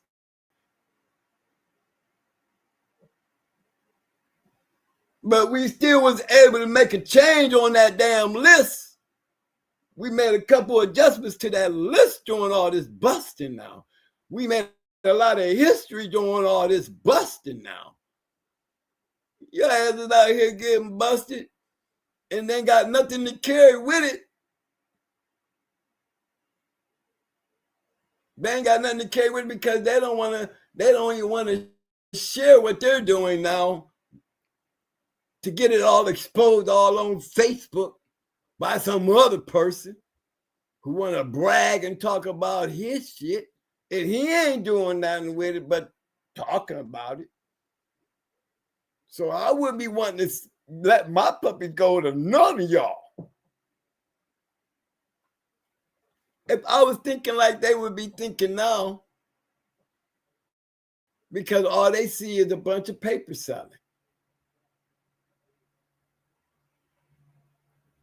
You know, from the mentality for what's happening on the bus, why would I want my shit going somewhere where it couldn't do what it was supposed to do when I bred it? Why would I even want to sell to somebody who want to just take it because I do got a champion? Say if I got a champion in it now. Why would I want to breed to your bitch so you can take your puppies and go sell them all over America to a bunch of people who's not doing nothing pertaining to the champions you're bragging on? All you're going to do is make his stale feet hot. You're going to make him scared that he don't want to breed his dog to none of y'all. Or to nobody, unless you know how the underground work. It's only on who you know. So in these days, they got to be running scared. They cannot be, congregating with y'all Facebook,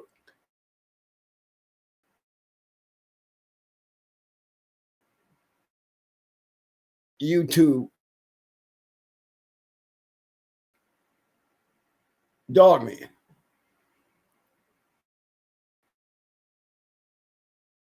All is showing you that this shit's still happening.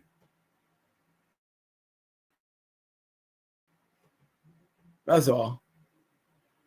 And it really looks like, for you YouTubers and Facebookers, it's such big news. It's such it's big conversation. But then I look at those pedigrees at the same time. I'm looking at all these raids and it's being all over here on the internet. And at the same time, I'm looking at them. Guess what else I'm looking at? All y'all throwing up y'all pedigrees. Talking about these dudes that's getting busted. But I'm watching y'all pedigrees. Doing what with them? Bragging. Arguing. Hating. But not ever think I got to hate on anybody's shit. Why would I want to hate on anybody's shit when I got my own shit? I can't hate on anybody's shit when I got so many other people that I love just because of what they did for me. And I had all kind of lines. I don't got to hate on a line, but I can point out a line and tell you the truth about it. If I know it, I'll tell you about it. You might not like what you hear, but I ain't no Facebooker or some YouTuber that don't know what the hell I'm talking about and only based on what you think you know. Well, I know. That's what make me and they conversation different. They don't know shit. They just heard shit. How you gonna know when you can't even speak on what's going on?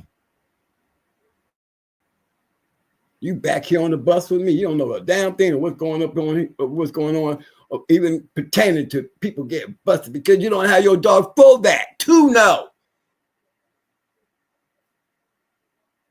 Stop acting like y'all know something.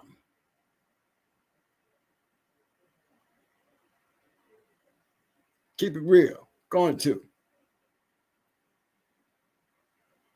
That's right.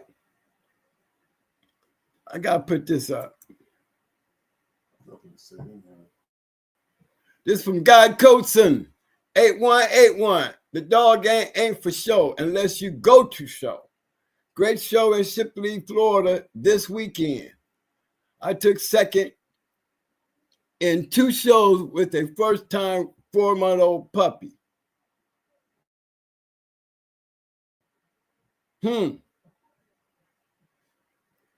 That's good. I mean, how many of you guys got dogs at y'all shit that y'all ain't even doing that much, but y'all talking shit? And probably have the nerve to talk shit about a person who's even competing his dog in a dog show. Where in the hell y'all think y'all so much better than these people?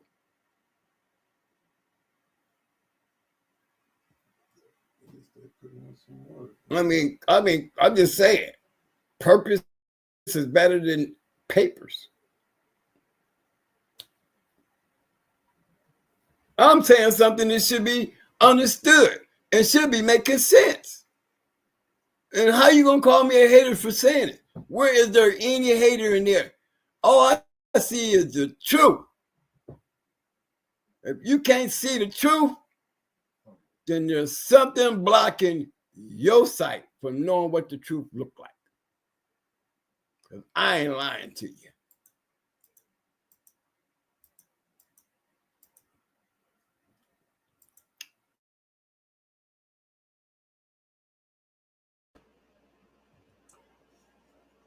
I want to give a big shout out to my man Guy Coasting.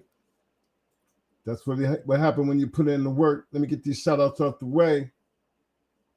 I see you, King James, 8544. I see you, fam. My man, Mr. Cecil Jackson, what up, fam? Marcel Shepard, what up, fam? I'm just trying to get in. This not J-Bo. What up, fam? Hooch. I see you, fam. Who else I got out here? I'm just big shout out to my man Kaz, Mon, Cal TV. What up, fam?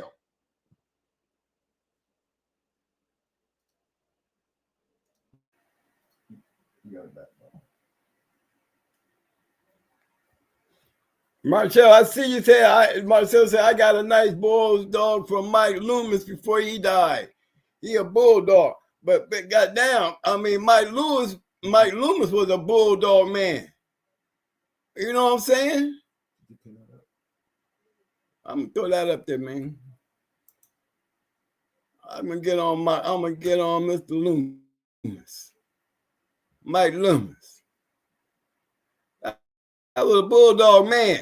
He was a dog man. You know what I'm saying? Represent his name, fam. You say he was he a bulldog too. He a bulldog too.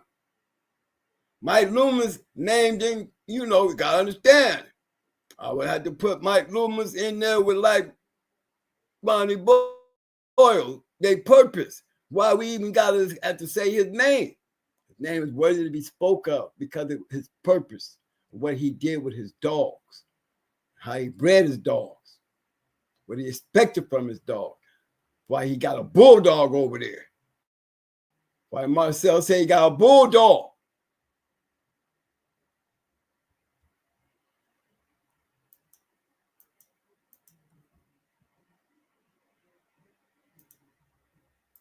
Burning Star.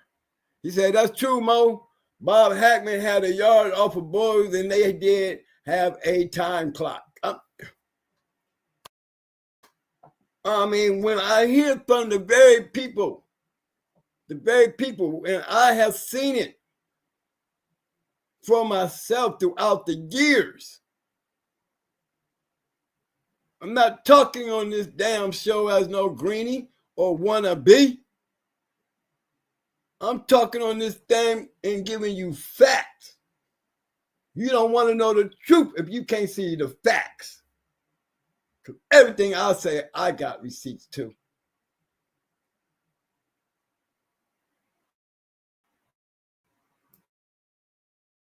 That's right.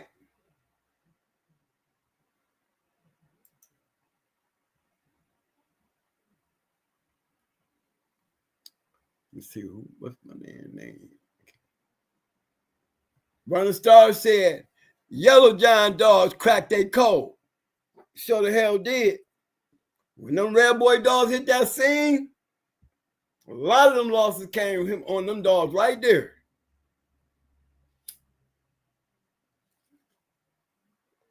Gameness was the key to be able to take that beating and be so aggressive that it didn't phase you. It didn't phase them dogs. Dogs was on wires. Dogs was wired up.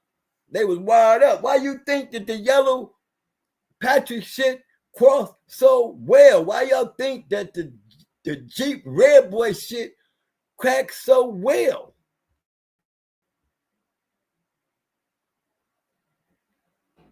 But that's why they on that top 5. Let me keep on reminding y'all asses why I always talk about the top 5. Because them is the greatest dogs of all time. Why should we talk anything less than them? To please y'all. The only thing less than them is y'all. You ain't taking nothing down off that list. I'm trying to keep y'all right there in the focus. I'm going to make sure y'all stay in focus of why those dogs is where they at. Why they there. The fact that they there. The purpose of them being there. So y'all don't forget, you ain't gonna let y'all downplay that fact. I ain't gonna let you downplay the fact when there's so many of y'all depending on the papers, the pedigrees.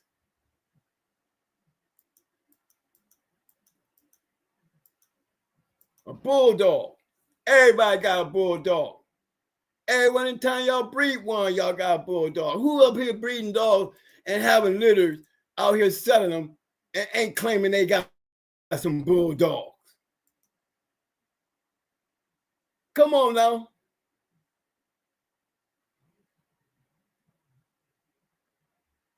Come on now. Go ahead.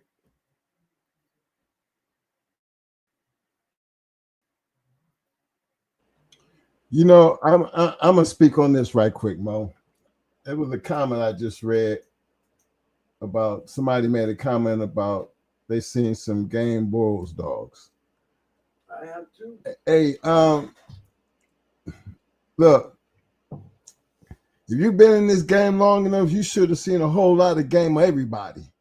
A whole bunch of game Eli shit, a whole bunch of game Rascal shit, a whole bunch of game Jeep shit. I mean, there's going to be a whole bunch of game, a whole bunch of shit. But remember I said there was levels to this shit. A lot of them Bulls dogs that got them L's, Lost a good dog. they lost to just good dogs. What happened to that? Accept that. Why can't you just accept that? See, when you start talking about a whole bunch of game ass shit, well, we only talk about champions with losses. Grand champions who lost. They have to be called champions. You got 5-time winners. Champions with that one loss. 6-time winners. Champions with that one loss. That shit happens. That's what competition do. So when you sitting up there looking at a champion with that one lost game, there's a whole lot different than talk about I seen a whole lot of Boyles game dogs. No, you ain't seen a whole lot of game bullshit until he got that damn title in front of his name. Because that makes him a different type of Bulls dog. Let's not just make a conversation and fill it in with a bunch of bullshit about what we all seen. No, let's get back to reality. We ain't talking about that other shit. We talking about that shit that's worth talking about. How about looking at it from that standpoint?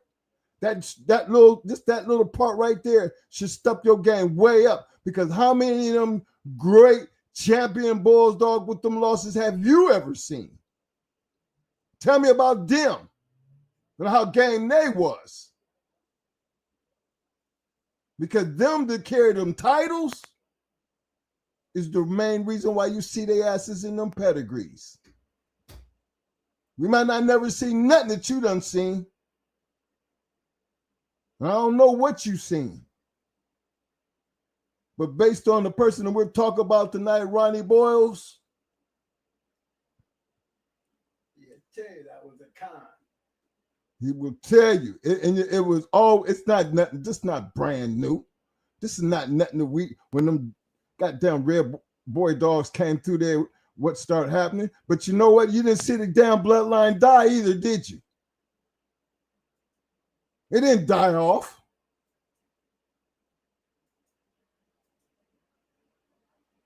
You kept working your hand like it's been worked all these years, and may he rest in peace. I just had to get that in there because I've seen a whole lot of all kind of damn game shit. I think we beat up on a whole bunch of game shit. Supposed to been game. I'm thinking, being we carry killers and shit, can you really call a dog game if it's getting killed in less than 30? I can. I've seen them be getting murked and still be coming at 20.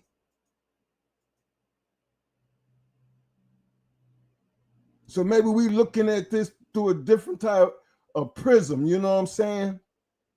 But I understand the comments, but I don't understand what them comments supposed to do any kind of moving in the conversation when the reality is you're going to find a whole lot of people that's saying a whole lot of different things.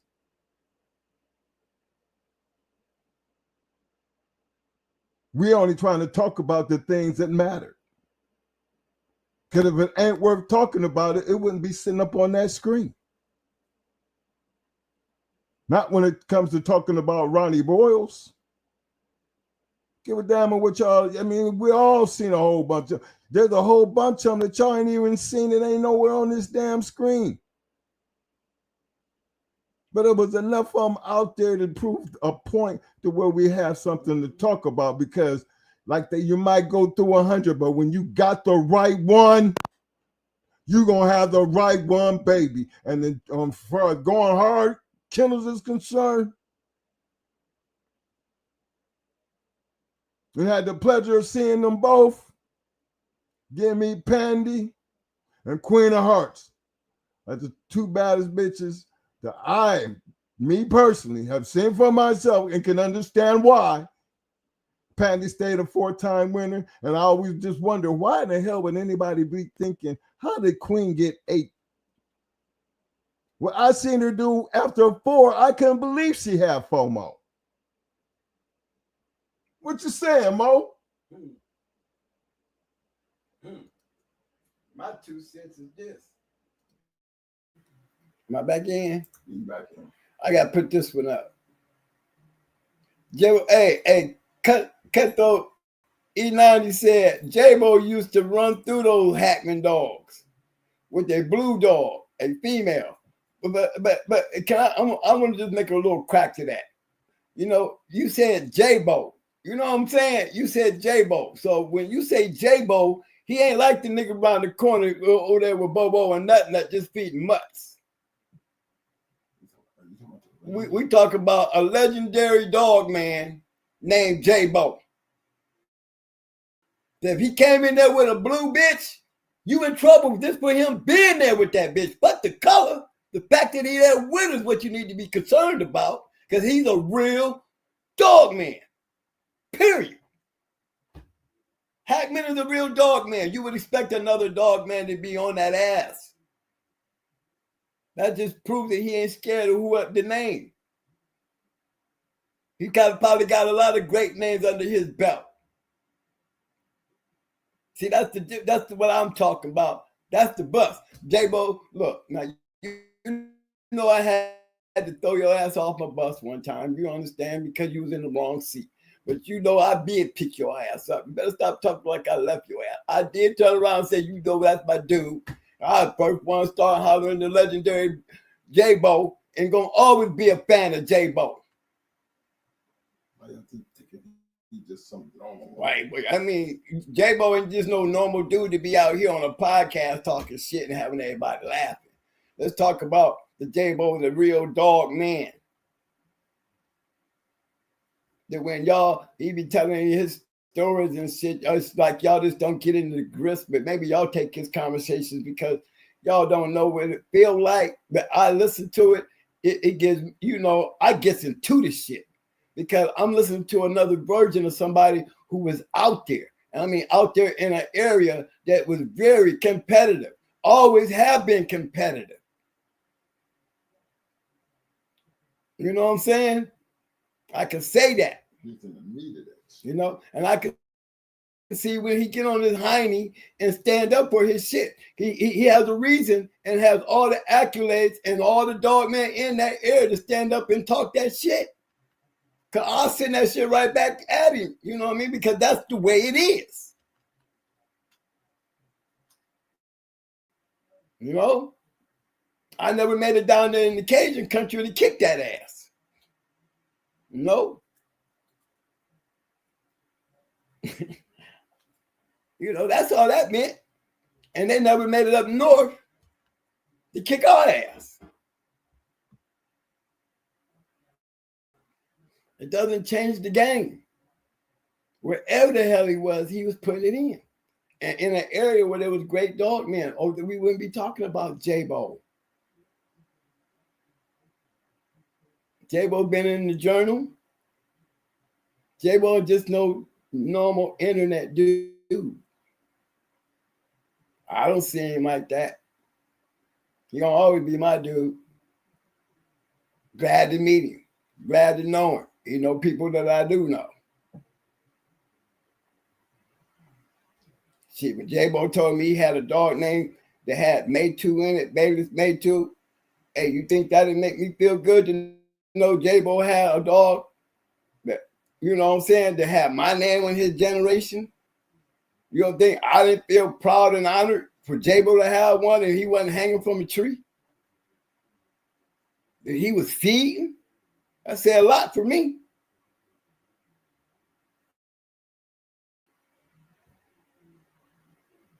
So, hey, I had to bring that out because, you know, whether it was Blue, and, you know, I think he might act funny when I say Brindle. You know, I'm going to stay away from the Brindle. I go pink before I say Brindle. I'll say, you come in there with a pink bitch and he'll still kick your ass. I don't know he'd be too confident with that Brindle shit, though. He don't like Brindle dogs. Okay, so I'm going to laugh about that one. I ain't gonna put you on no Brindle one, Jack. I ain't gonna put no Brindle one. I'll put a pink one on it. You come in there with a pink dog and eat your ass up. If he come in there, period, you better believe you're gonna go into a dog man. Believe that. And when we talk about real dog man, let me tell you something about real dog man. We don't give a damn what you got. You better understand that. We ain't scared of your shit. Ain't nobody out there unless you coming around here with Pandy. Is anybody gonna be looking through the shutters when you come walking around there knocking on the door? Thing is, you ain't got to come knocking on our door 90% of the time. We come in there looking for you. Because we trying to get on. You know what I'm saying? If you think you got some shit, if you putting yourself out there to be found, we would find you. And that's just keeping it real. Just keeping it real. You know, that was the game back then. Yes, you're going to find J-Bo all up in that book. Respect that. Understand that. Y'all should be privileged to have him popping up and being out there like he is to tell y'all his story. Shit. Lockdown Rudy, one of the baddest dudes in the game, right along with J-Bo. Them names right there in themselves is big names. For those who don't know that, I'm keeping it real with you. They big names to me.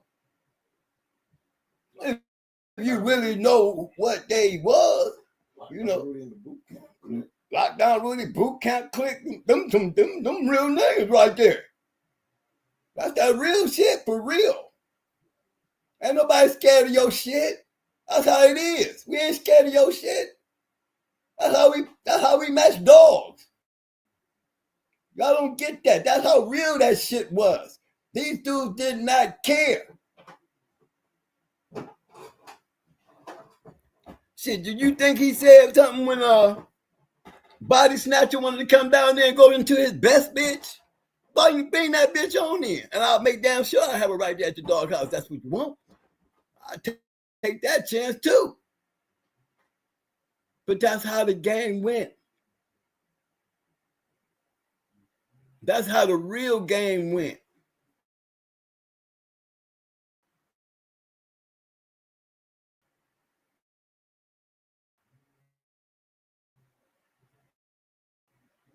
It really did go like that. Answer a goddamn question We answer that question because we want an answer to what the fuck we feed.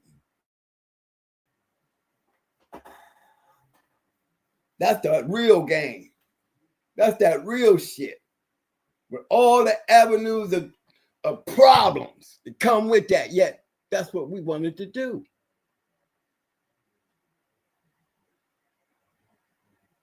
Okay?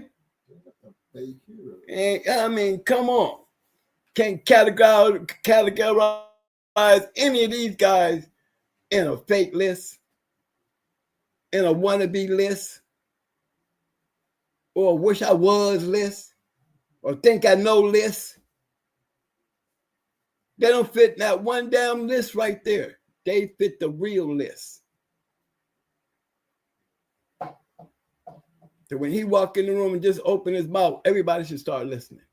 Because they got a lot of shit you can tell you. It's just how they tell you. They got their own way. But let's not ever forget the fact who he really is and what he meant to this game and what he did in this game and why he can stand there and say what he say and get my respect for sure. You know, a lot of guys out there wouldn't respect me now. But I can guarantee you back then on that bus you would. You wouldn't have no problem. You wouldn't have no problem.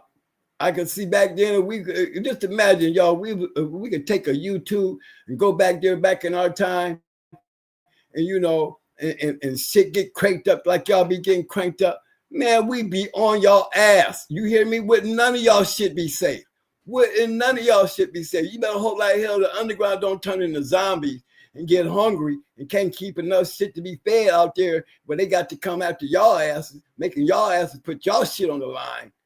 They start poking their head up, taking big chances fucking with y'all and y'all shit, making y'all call y'all hand. Huh. Making you do something you don't need. Making you start doing something you don't want to do to prove a point. Put your asses out there on blast. Imagine that back in our time. If we had that kind of shit going on. All we had was what we call links to go into other people's kennels and shit. And even then, that was a way for us to find their ass. Oh, we know where he at now. Let's go get it on the yard. Let's go hook one. Yeah. That's how it was. Yes, sir. That was the way. Even when the journal was shitty, those damn kennel pages was the shit. You go in there, you find all those champions that was on them yards. Oh, okay, this is where they at. Baby. A lot of good matches came up out of them. You know? We learned very quickly to get that shit off of there real quick. Because just as quick as it got started, just as quick as it got to getting sour. You know? Because you can't be out here in the wide world where those people, you know, can look at your shit and start whining. Look how it is when you put those busts on these podcasts. Look how the people be talking. We should hang them and tar and feather them and you know, all the worst shit, you know, make you feel bad. You know, that people think like that. But they'll sit there and pay how much money to watch a UFC fight? 2 people beating the shit out of each other, scratching like pit bulls, but they supposed to be smarter than dogs. Y'all get me to understand that shit. We go out here and beat somebody's ass like that, we got an assault case. But this is what we like. It would be famous if this is not what we like. The violence. But we can talk about how bad it is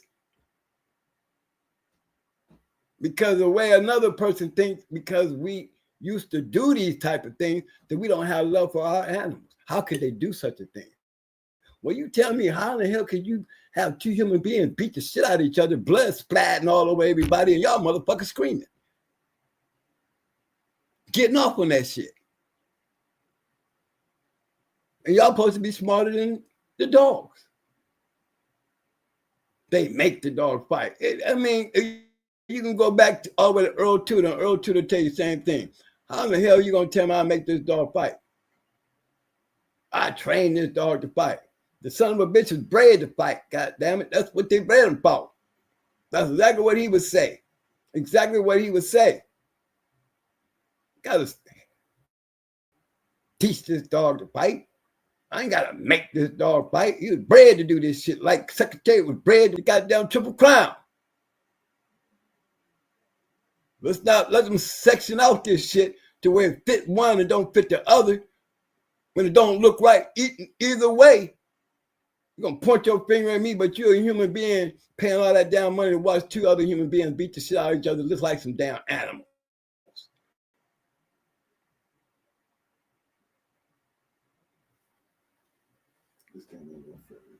It's not for everybody, though. And it's not to be shared. You know? Because as we say, we know it still shows up. There's still dog raids. There's still dog fighting out here. I'm just talking shit on those that ain't fighting their dogs. You know what I mean? Yet talking so much shit. You know, and all I'm saying is do something with your shit than to talk shit. Got these nice old pretty puppies, everybody flinging around, you know, everybody want to show off a puppy, everybody want to throw up a pedigree and be so quick to talk about the old timers like y'all got some shit. Got some damn nerve to even act like y'all got some shit. That's what be fucking me up. I'm sorry, I got the cussing. Because it do blow me away. It blows me away. I still just can't get y'all to understand. I live in a totally different world than you do to talk shit to me about your shit. There's just no way that we supposed to be able to crash. None. I did my dogs. You talk too much about your dogs. You can't tell me shit that you did with your dogs, and yet you arguing with me for what? When we in two different worlds. How in the hell you gonna comprehend what I'm talking about when you ain't never even smelt that kind of flavor? So why are we arguing? What are you trying to get out of this to make yourself bigger than me? When you ain't even in my category? Oh, that's going to really kill you when I say that. But am I lying? Then am I a hater? I'm giving you all the opportunity to speak. But you know you don't have nothing to say. I showed you all my shit, but you can't show me yours because you don't have one. So why are we arguing? Why are you over here with me anyway? We're not even in the same program. You know, there's a program for me, and then there's a program for you. Stay with your program. Mine is already done. I can't hate on y'all. I'm only speaking the truth to you. You know what I'm saying? Pit dog. You know, man, I'm doing a project, man. I'm telling you, man, don't be getting mad when I say sniper and shady day in them shady days. Okay, I don't want to hear you flipping the hell out. If you ever hear that on a beat some damn where, man, he ain't again. Don't do it, pit dog. But hey, man, I got your sniper and I got shady days. You know, y'all might not be cool now, but y'all was history together, bro. And I'm going to take it like that because that's where it is. You know, history says y'all was a good camp. And y'all did y'all thing. No. So, hey, that's history making. Because they was some bad boys. Came in the game, had the right dog and did the right thing, and it was knocking off some real shit. That's how you come in. You come in like that, you know. You don't forget them. Not the dough down. You don't forget them. You don't forget them. Them are history making events. You know, when you get around as much as we got around, you know, we got a chance to know all these things, man. That's all we share with y'all from us just getting around. That's all we talk about from us just getting around. And the people that we got around and got a chance to meet, the dog, we got a chance. Hey, we're only telling y'all historical stories. You know, don't bring it because it's out here historically. You know, don't try to use us as a way. You know how you get to a wall and you got that one person who feels like, I want to stand on your shoulders. I don't want you standing on mine. You know what I mean? He don't want me to get over the wall. He don't want to help me get over the wall. No, he want to use me to get over the wall. I'm gonna stand on you to get over the wall. I'll put my hand up to get up there. Okay. Now I got you up there. Now you gonna pull me up? You gonna pull me up? Nigga gone. Or he can't. Oh, you know, I'm gonna tell you why he gone. When I say pull me up, you know why he gone? Because he couldn't. You know what I mean? Because he couldn't. He probably wouldn't have been strong enough to hold me to get on the wall and get over it. See, that's what it looks like when y'all do that. Y'all stepping on people just stronger than you. And you're getting up there like you the strong one when you the weak one, because when it comes to us standing on you, you couldn't hold me to even get me up on the wall. When we actually look at it for what it really is. Think about that shit though, y'all. When everybody sitting out here arguing over nothing. Mad over what?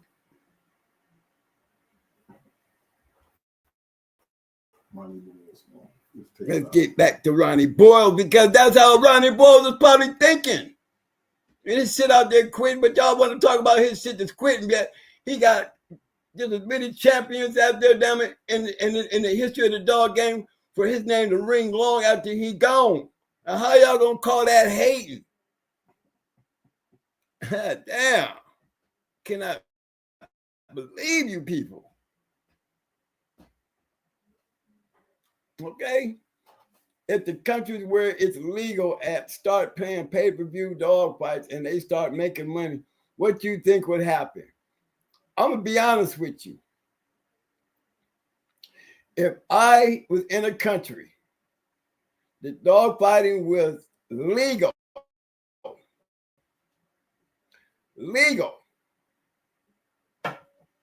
I would have a pay-per-view channel. And just like you got these black, what they call them, when you in, you know, the black internet. Dark web. The dark web. You know what I'm saying?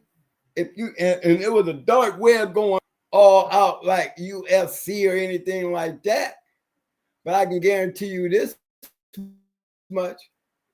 Guarantee you this much.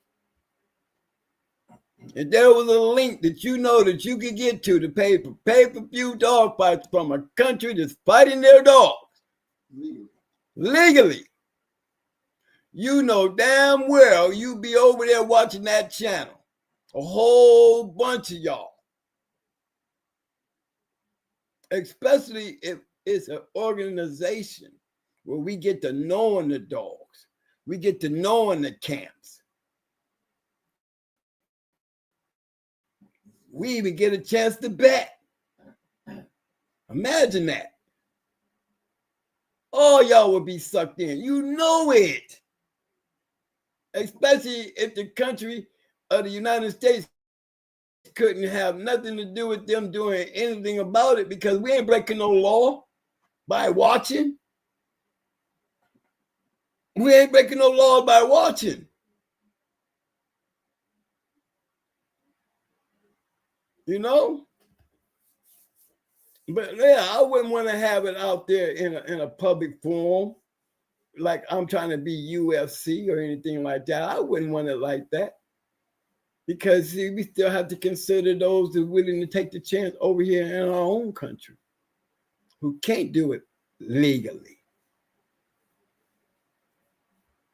Give them that respect. Because they get mad at what they seeing us paying for over there, then they'll make it even worse over here for us. You think it's worse now? Let us start paying for pay-per-view. And just imagine all these YouTubers and Facebookers, they got a link to that shit.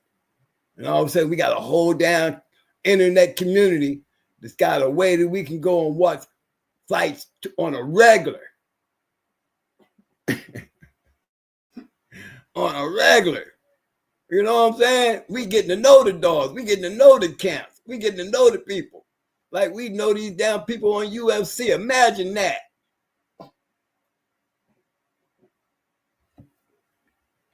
Yet they want to fuss about what we trying to watch on TV. Yet we still sitting here watching people get knocked out, put to sleep, all that. All that.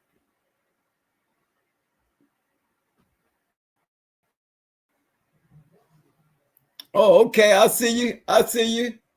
Say they have it, but it's free. You have to be invited. That's right. Here, let me put that up there. Cut it out. Cut it out. I got you, baby.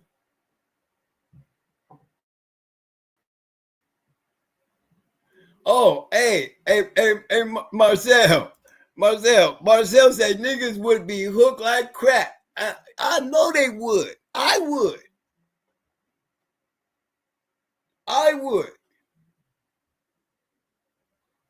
Because it, you know, I know that, you know, through my years, I've seen a lot of professionalism.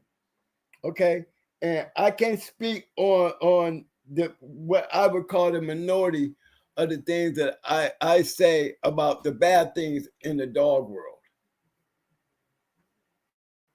Because I was around a lot of professionalism and honor and respect and the rules for what they were. You run that pit with a phone. You know, where, you know, where in the hell I'm going to be in a building with a person that's got a cell phone on. Or I'm going to be up there at the door collecting money, scared as hell that the next person to walk up on me is going to have a goddamn camera on his collar or on his belt buckle or on his hat or on his glasses. I sure don't want to be the person taking the money at the door. Shit. I know I'm going to jail. I'm standing here collecting. Next thing I know it, I'm all on CNN. $100 get in. Shit. Come on, man. I would be scared to death. I would be scared to death in today's time. Shit. You see how Trump blowing up them boats? They using them same drones to bust y'all at these dog fights. Y'all can't hide from them. You can't even run in the woods no more. Shit, ain't really a getaway plan.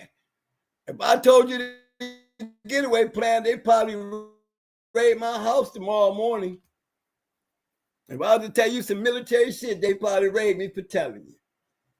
So I can't even tell you. You know, probably get us for promoting. They probably try to get up and promote. Oh, he just gave him a secret on how to beat those drones. I'm a soldier. I wasn't trying to tell him how to beat y'all. I was just telling him if you're gonna be drone flying around there, you know, the way you can stop their ass from finding at you, you got to run now.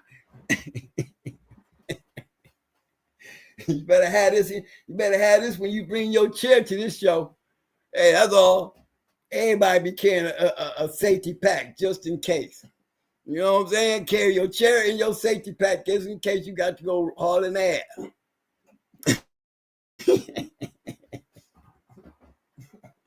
But I ain't gonna tell you what that is. I'm not gonna tell you on YouTube. Y'all ain't gonna get me to tell y'all shit on YouTube.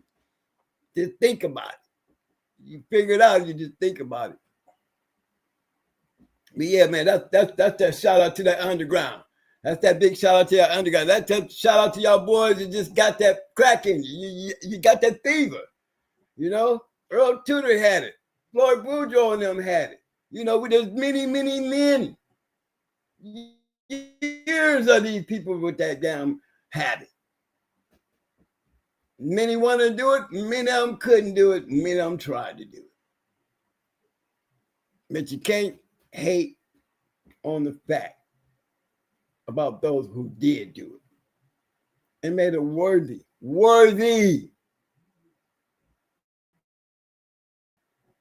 to be able to say their names all these years later. And it means something. A lot of these dog names I'm giving out to y'all, y'all don't even know these people. I'm giving you history. Well, you ain't got to read it in a book. You can just sit back and chill. Let me tell you the story.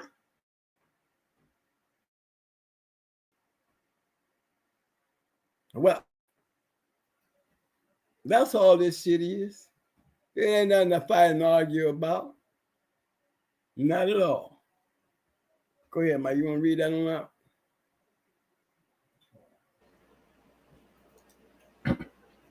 My man, Guy Colson said them haters don't want the truth. PBK called them tree huggers. I totally agree with you, twin. I ain't with these fools that don't know no better. Keep preaching, brother. Appreciate the love, fam.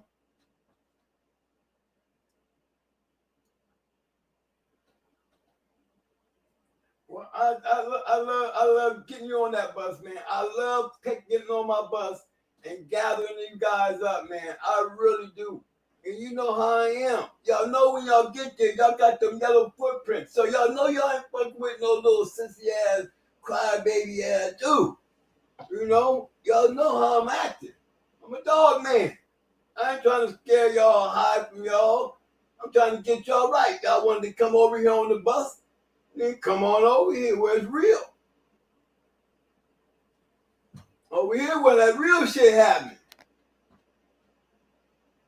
You know, you can't get mad when the sharks start getting hungry. And when my sharks act like they full, then I'm going to act a damn fool.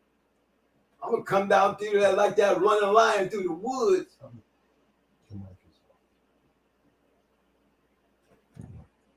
Hold on. My man Burning Star said, I said this in the 80s. They talk too much. And today is 100 times worse.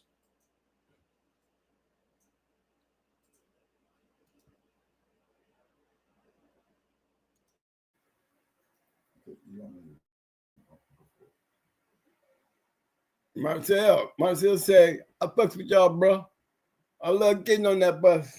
I love getting on that bus. I love taking y'all on that bus. You know, I love taking y'all on that bus for the simple fact that the in-depthness to the point where they want to beat up the old school. Y'all all tired out. Y'all are, well, I mean, but then at the same time, they screaming out. Ronnie Boyles, this dog's in your shit. Y'all gonna call him old, used to be old, wanna be. I'm doing some new shit with it. Well, but it's got him in it. right? But it's my shit though. That's what you say. But when I look at your pedigree, I see that your dogs is coming down off of Ronnie Boyles. But it don't matter to you. But guess what? It should, because while his name is there for doing something, what y'all are doing with it? Okay. That's what I would be asking. That would be my next question. Why are you trying to shut him down? Okay. He wants to be the new man in your shit with Ronnie Boyles in it. Well, speak up, son. You got the flow.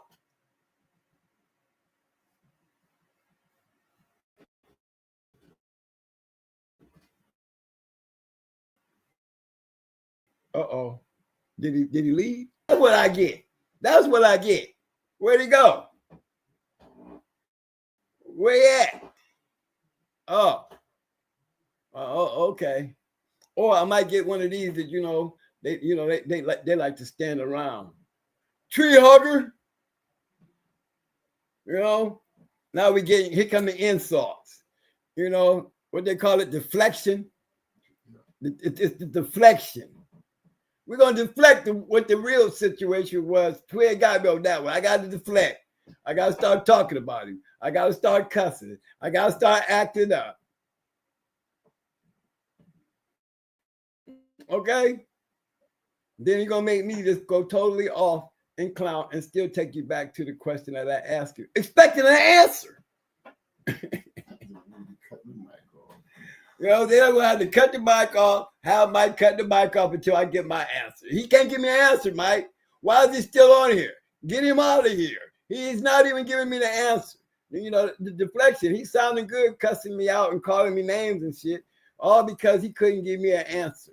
See, but then everybody missed the whole scenario. They heard so much of that shit talking because y'all stuck into that shit talking, but you didn't miss the main point of why you letting him talk shit when he ain't really showing y'all he ain't shit.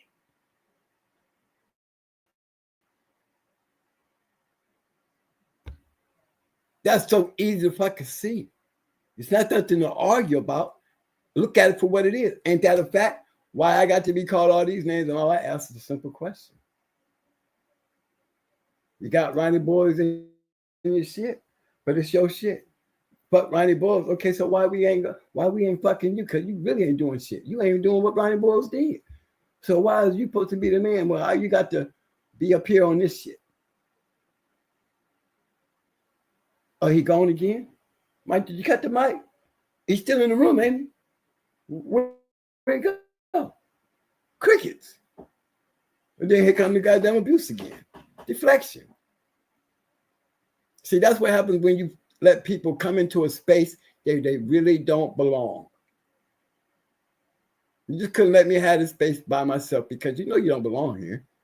But for you to get somewhere, you needed to get over that wall because I thought you had something really to do. So I helped you because you weren't strong enough to help me. So when you get up there, you want to act a damn fool and then leave me down here. Oh no, I'm gonna get up on that wall. I'm gonna come up over that wall, cussing your ass out and better hope I don't catch you. I'm gonna really put you down. I'm gonna show you got the wrong one. And that's how we act. And I ain't ashamed.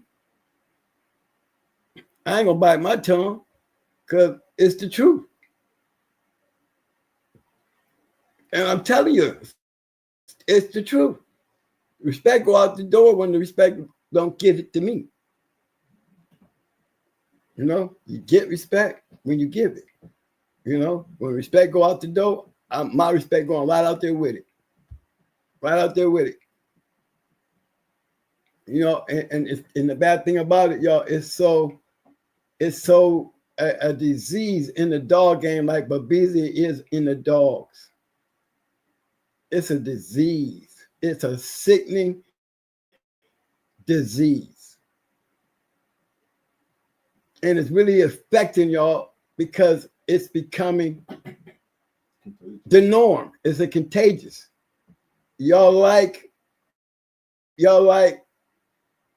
chaos. Since you can't fight the dog, I guess we'll just talk shit to each other. You know what I mean? My dog is better than your dog. But you ain't shit. You don't clean up your dog shit. Well, you got rangy ass dogs. You a wannabe. Well, why would you call him a wannabe and you ain't doing shit? You know, I would be the referee in the ring. I would throw a flag on you. Unnecessary penalty, unnecessary foul. What did I do wrong? You balled up. You said he was nothing, but you didn't put nothing on the table showing why you got the right to say it when you ain't got shit to say. So we both ain't been doing shit, so ain't penalty. You lose points. You don't call nobody nothing unless you something. Find something better to argue about. You cannot call somebody nothing when you ain't nothing. This is what the internet is consisting of. Nobody's safe. But this is what the internet has become. Why y'all out here breeding papers and selling papers? You hear me say one time y'all selling bulldogs. Because y'all selling bulldogs, damn it, we be over here working on that chart trying to knock off Jeep, Mayday, Yellow, Buck, Frisco. I'm talking about from my standpoint on the bus. So anything other than that, why am I involved in this conversation when my reflection has nothing to do with your reflection? You see? This is the sad part about the internet. We just can't get up here and share and have fun. You know what I'm saying? We just can't get in here and have fun. You know, that's what we need to get back to. I like coming up here, guys. Y'all know I've been sick. Y'all know I ain't been feeling good. I'm glad y'all still want to chime in and step in. A lot of y'all new people, man, I'm feeling y'all though, man. I'm feeling y'all. I'm feeling y'all. I'm feeling y'all. I'm telling you, real recognize real. That's the deal. Can't argue with the real. Hate when I get to talking like this, man. Y'all should see what he looking like. Hold on, Mo. Hold on, Mo. I got your mic off yet. Big shout out to my man, Guy Colston. 181 coming in with his two-piece showing the love. Appreciate the fam. Appreciate that. I always tell y'all, it's not about how much you give, it's the fact that you do. Always and shall always be appreciated. Thank you, sir. All right, Mo. Got your spot back. I forgot now, man. Oh, you said, look at me. You hate when I talk like that. Oh, yeah, Mike. Yeah, he hate when I talk like that. But I don't be the way I'm looking at. Y'all have to see it. I am not. This is Ronnie Boyles Day. This is Ronnie Boyles Day, but I'm literally talking about, you know, even when somebody literally actually took it personal, like I'm talking about the dogs that because they be quitting, and it's like, you know, touch of hate. I mean, see, that's the kind of shit I'm talking about. I mean, one person. but all they say that, but many people say that. So when I speak, I don't put no names on my motherfucking words. I ain't got to. If you feeling that shit, then it must be to you. Then the fuck you think I'm gonna do? Aside from that, I ain't said nobody's name. I don't speak nobody's name. I say what the hell I want to say. Like somewhere in your feelings get felt like that, then I must be itching something that you aware of. It ain't my secret, it's your secret. So how you gonna fire at me like I'm talking about you? I ain't remember saying nobody's name in this shit. As a whole, the whole damn internet game look like this. It's a Babizia. That's what it'll rock on now. That's all you see. What, you wrong for saying something? Or it's got to be something wrong with what you're saying? What make it wrong? And your name ain't in it, so why are you even talking about it? Did I say your name? Did you feel like I was talking about you? And see that then you got a personal problem there, cuz. Because somewhere in there, my words must have fit you if you felt like that. I ain't do that. Just you speaking on it made me wonder. I don't even know what the hell you talking about, cuz, but you felt that. You felt that. Better not go to the chat saying that shit. The man didn't even say nothing to you, dog. Next thing you know it, he felt that, y'all. So you know what that means. If it's bothering you like that, cuz it must be you. Just don't make it like I was calling you out, cause I don't even know you like that, bro. Everybody do their own thing. I don't know nobody like that. But I'm gonna put it out there. You know, I'm gonna put it out there because that's what the internet look like. You know. Hey fellas, let's give a shout out today, man. I want them roses, you know, I want all that good shit, man. All these people in the room. For once, look, we lost a good one. You know what? I have not blessed a real good dog, man. Look, we didn't bless Bill Struthers with the full acknowledgement.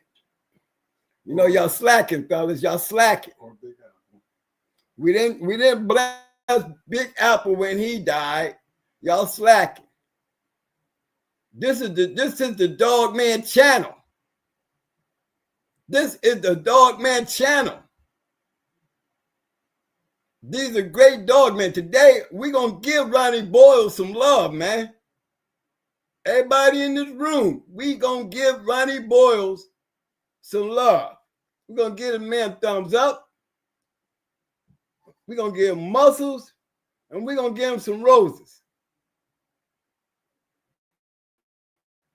Respect the game, man. Let's send one out of here. I got you. I'm on the bus. We're all on the bus We're all on the bus tonight. All on the bus tonight. Let's talk like we on the bus tonight. And give this man his props. All right, fellas, get them hands together, get them keyboards, goddamn it, ready. You know how we do this for my main man, Ronnie Boyles, R.I.P. with the love.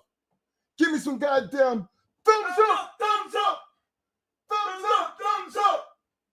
Muscles, muscles, muscles. Now give me some goddamn roses, roses. We need them damn roses. Show your love. Space Ace Pitch, I see you. Big Doe, I see you. Appreciate the love, fam. Small time Kennels, what up, fam? Y'all do what y'all got to do, man. Rat them up as they put them up, money. Big Doe, what's up, baby? Appreciate that, Big Doe. Hammer to the nail. I appreciate your love, fam. He said JHK and the real ones. Have a great night. Them white T-staff feeders, they call them Pitbull, LOL. Come on now with that. Get them. Get them. Get them.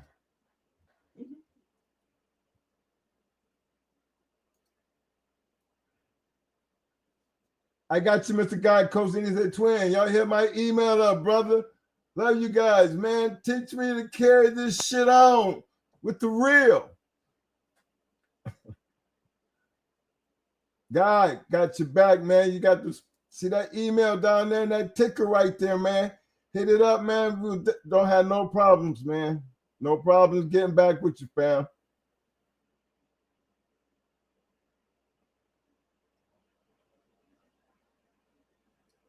Appreciate the love, Marcel. Small time, Kennels. Appreciate that, fam. Oh, hold on. I know it's 50 people still doing something. They still in there doing something. Look here. Come to the nail. Where you at? Guy Coach, where you at? Almighty E-Man, where you at? I'm calling my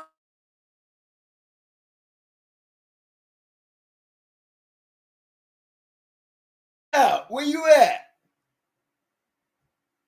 I want to see y'all, man. Come on now. How many people got in the room, Mike?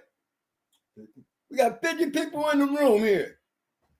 50 people in the room.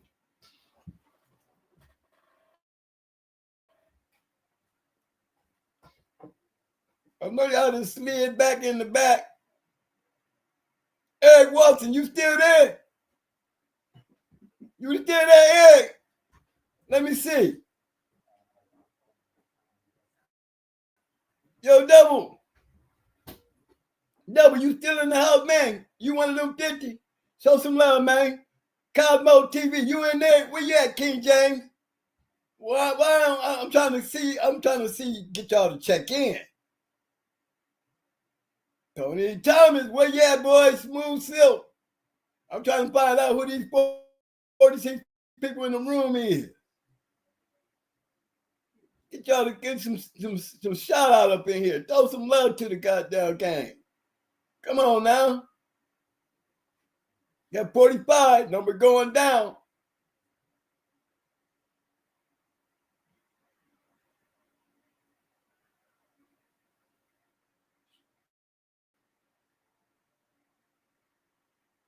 Cool Beans, shout out, baby. I see you, Marcel.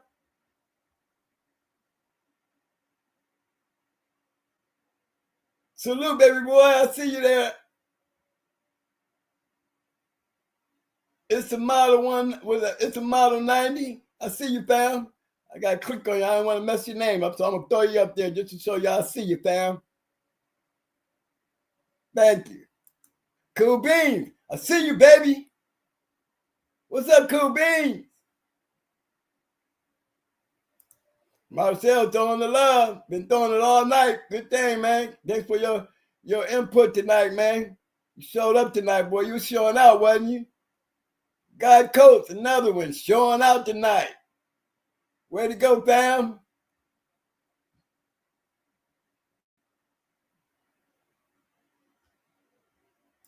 My man Pet Dog, as always. Yeah, I'm clicking on y'all.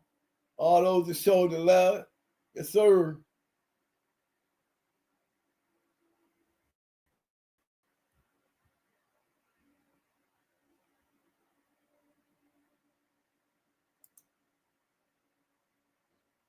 Yes, sir. Big shout out.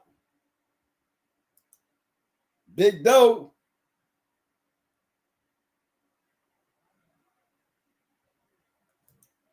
My man, shout out. Big Doe.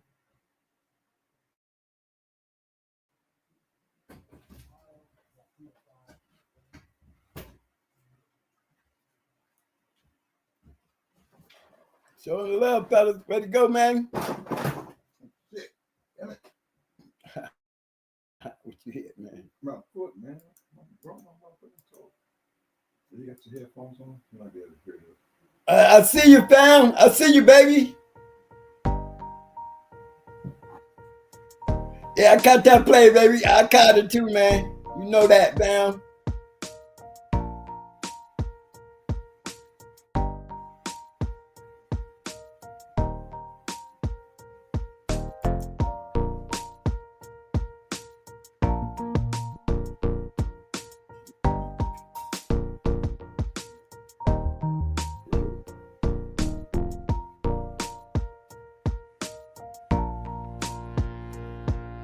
Yeah.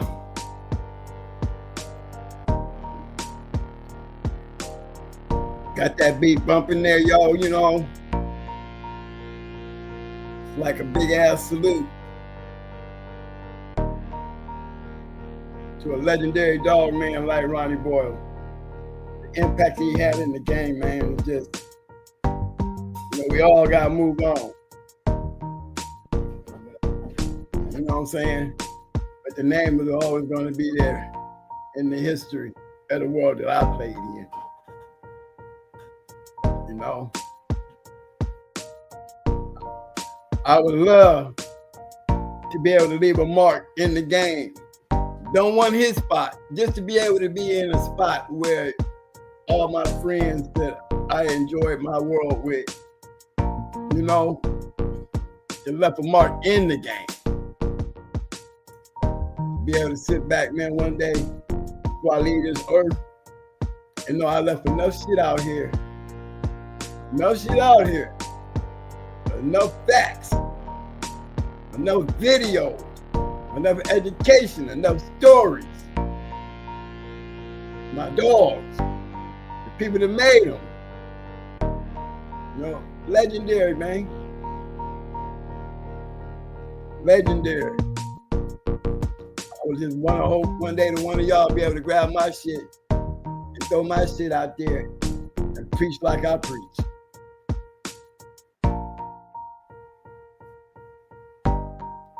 That legacy.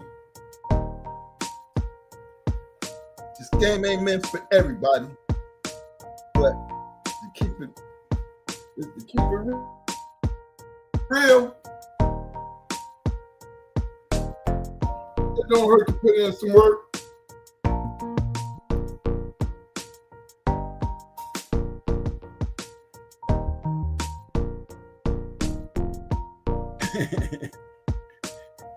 I'll put it up there. Hold on, let's put it up there. Okay, yeah. I'm gonna let him read it for him, baby boy. Yeah, yeah.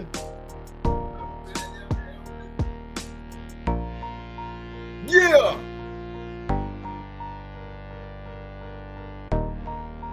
Cool beans. Real, baby. What?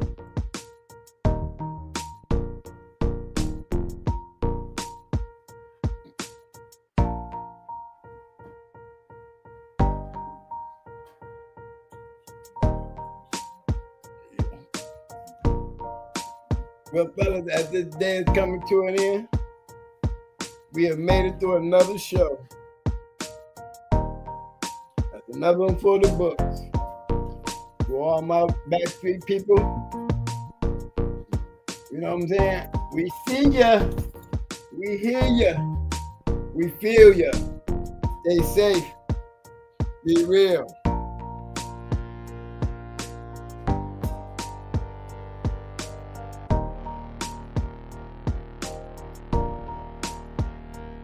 Man, I had to go on my YouTube, man. I went to go to my YouTube and be looking at all that love. I see it's the same people, but that's how you flood that shit, though, y'all. That's how you do it, man. I mean, for real. I like that, fellas. I really like that. Way to go, man. Big shout out to y'all. Big shout out. See, it don't look like this over here on my yard, my Steam yard, whatever that shit is, Stream yard. I go to YouTube, I'm like, okay, that's how y'all do it, though. Could have been done better, but it's done good enough. From the real people. I know all y'all. Thank you.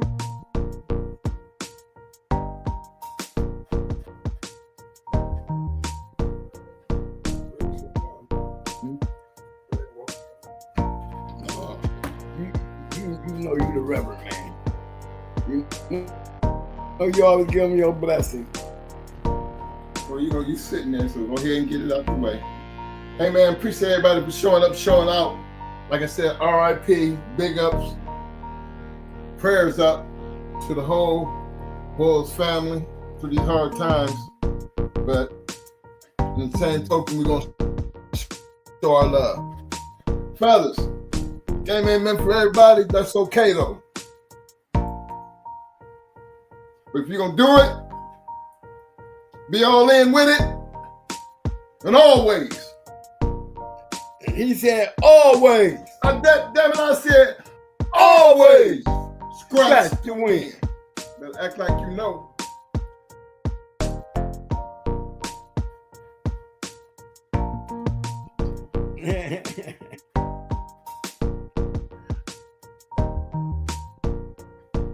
All right.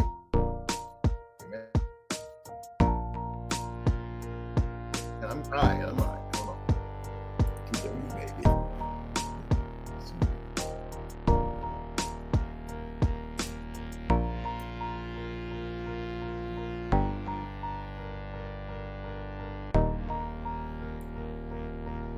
One love, sniper.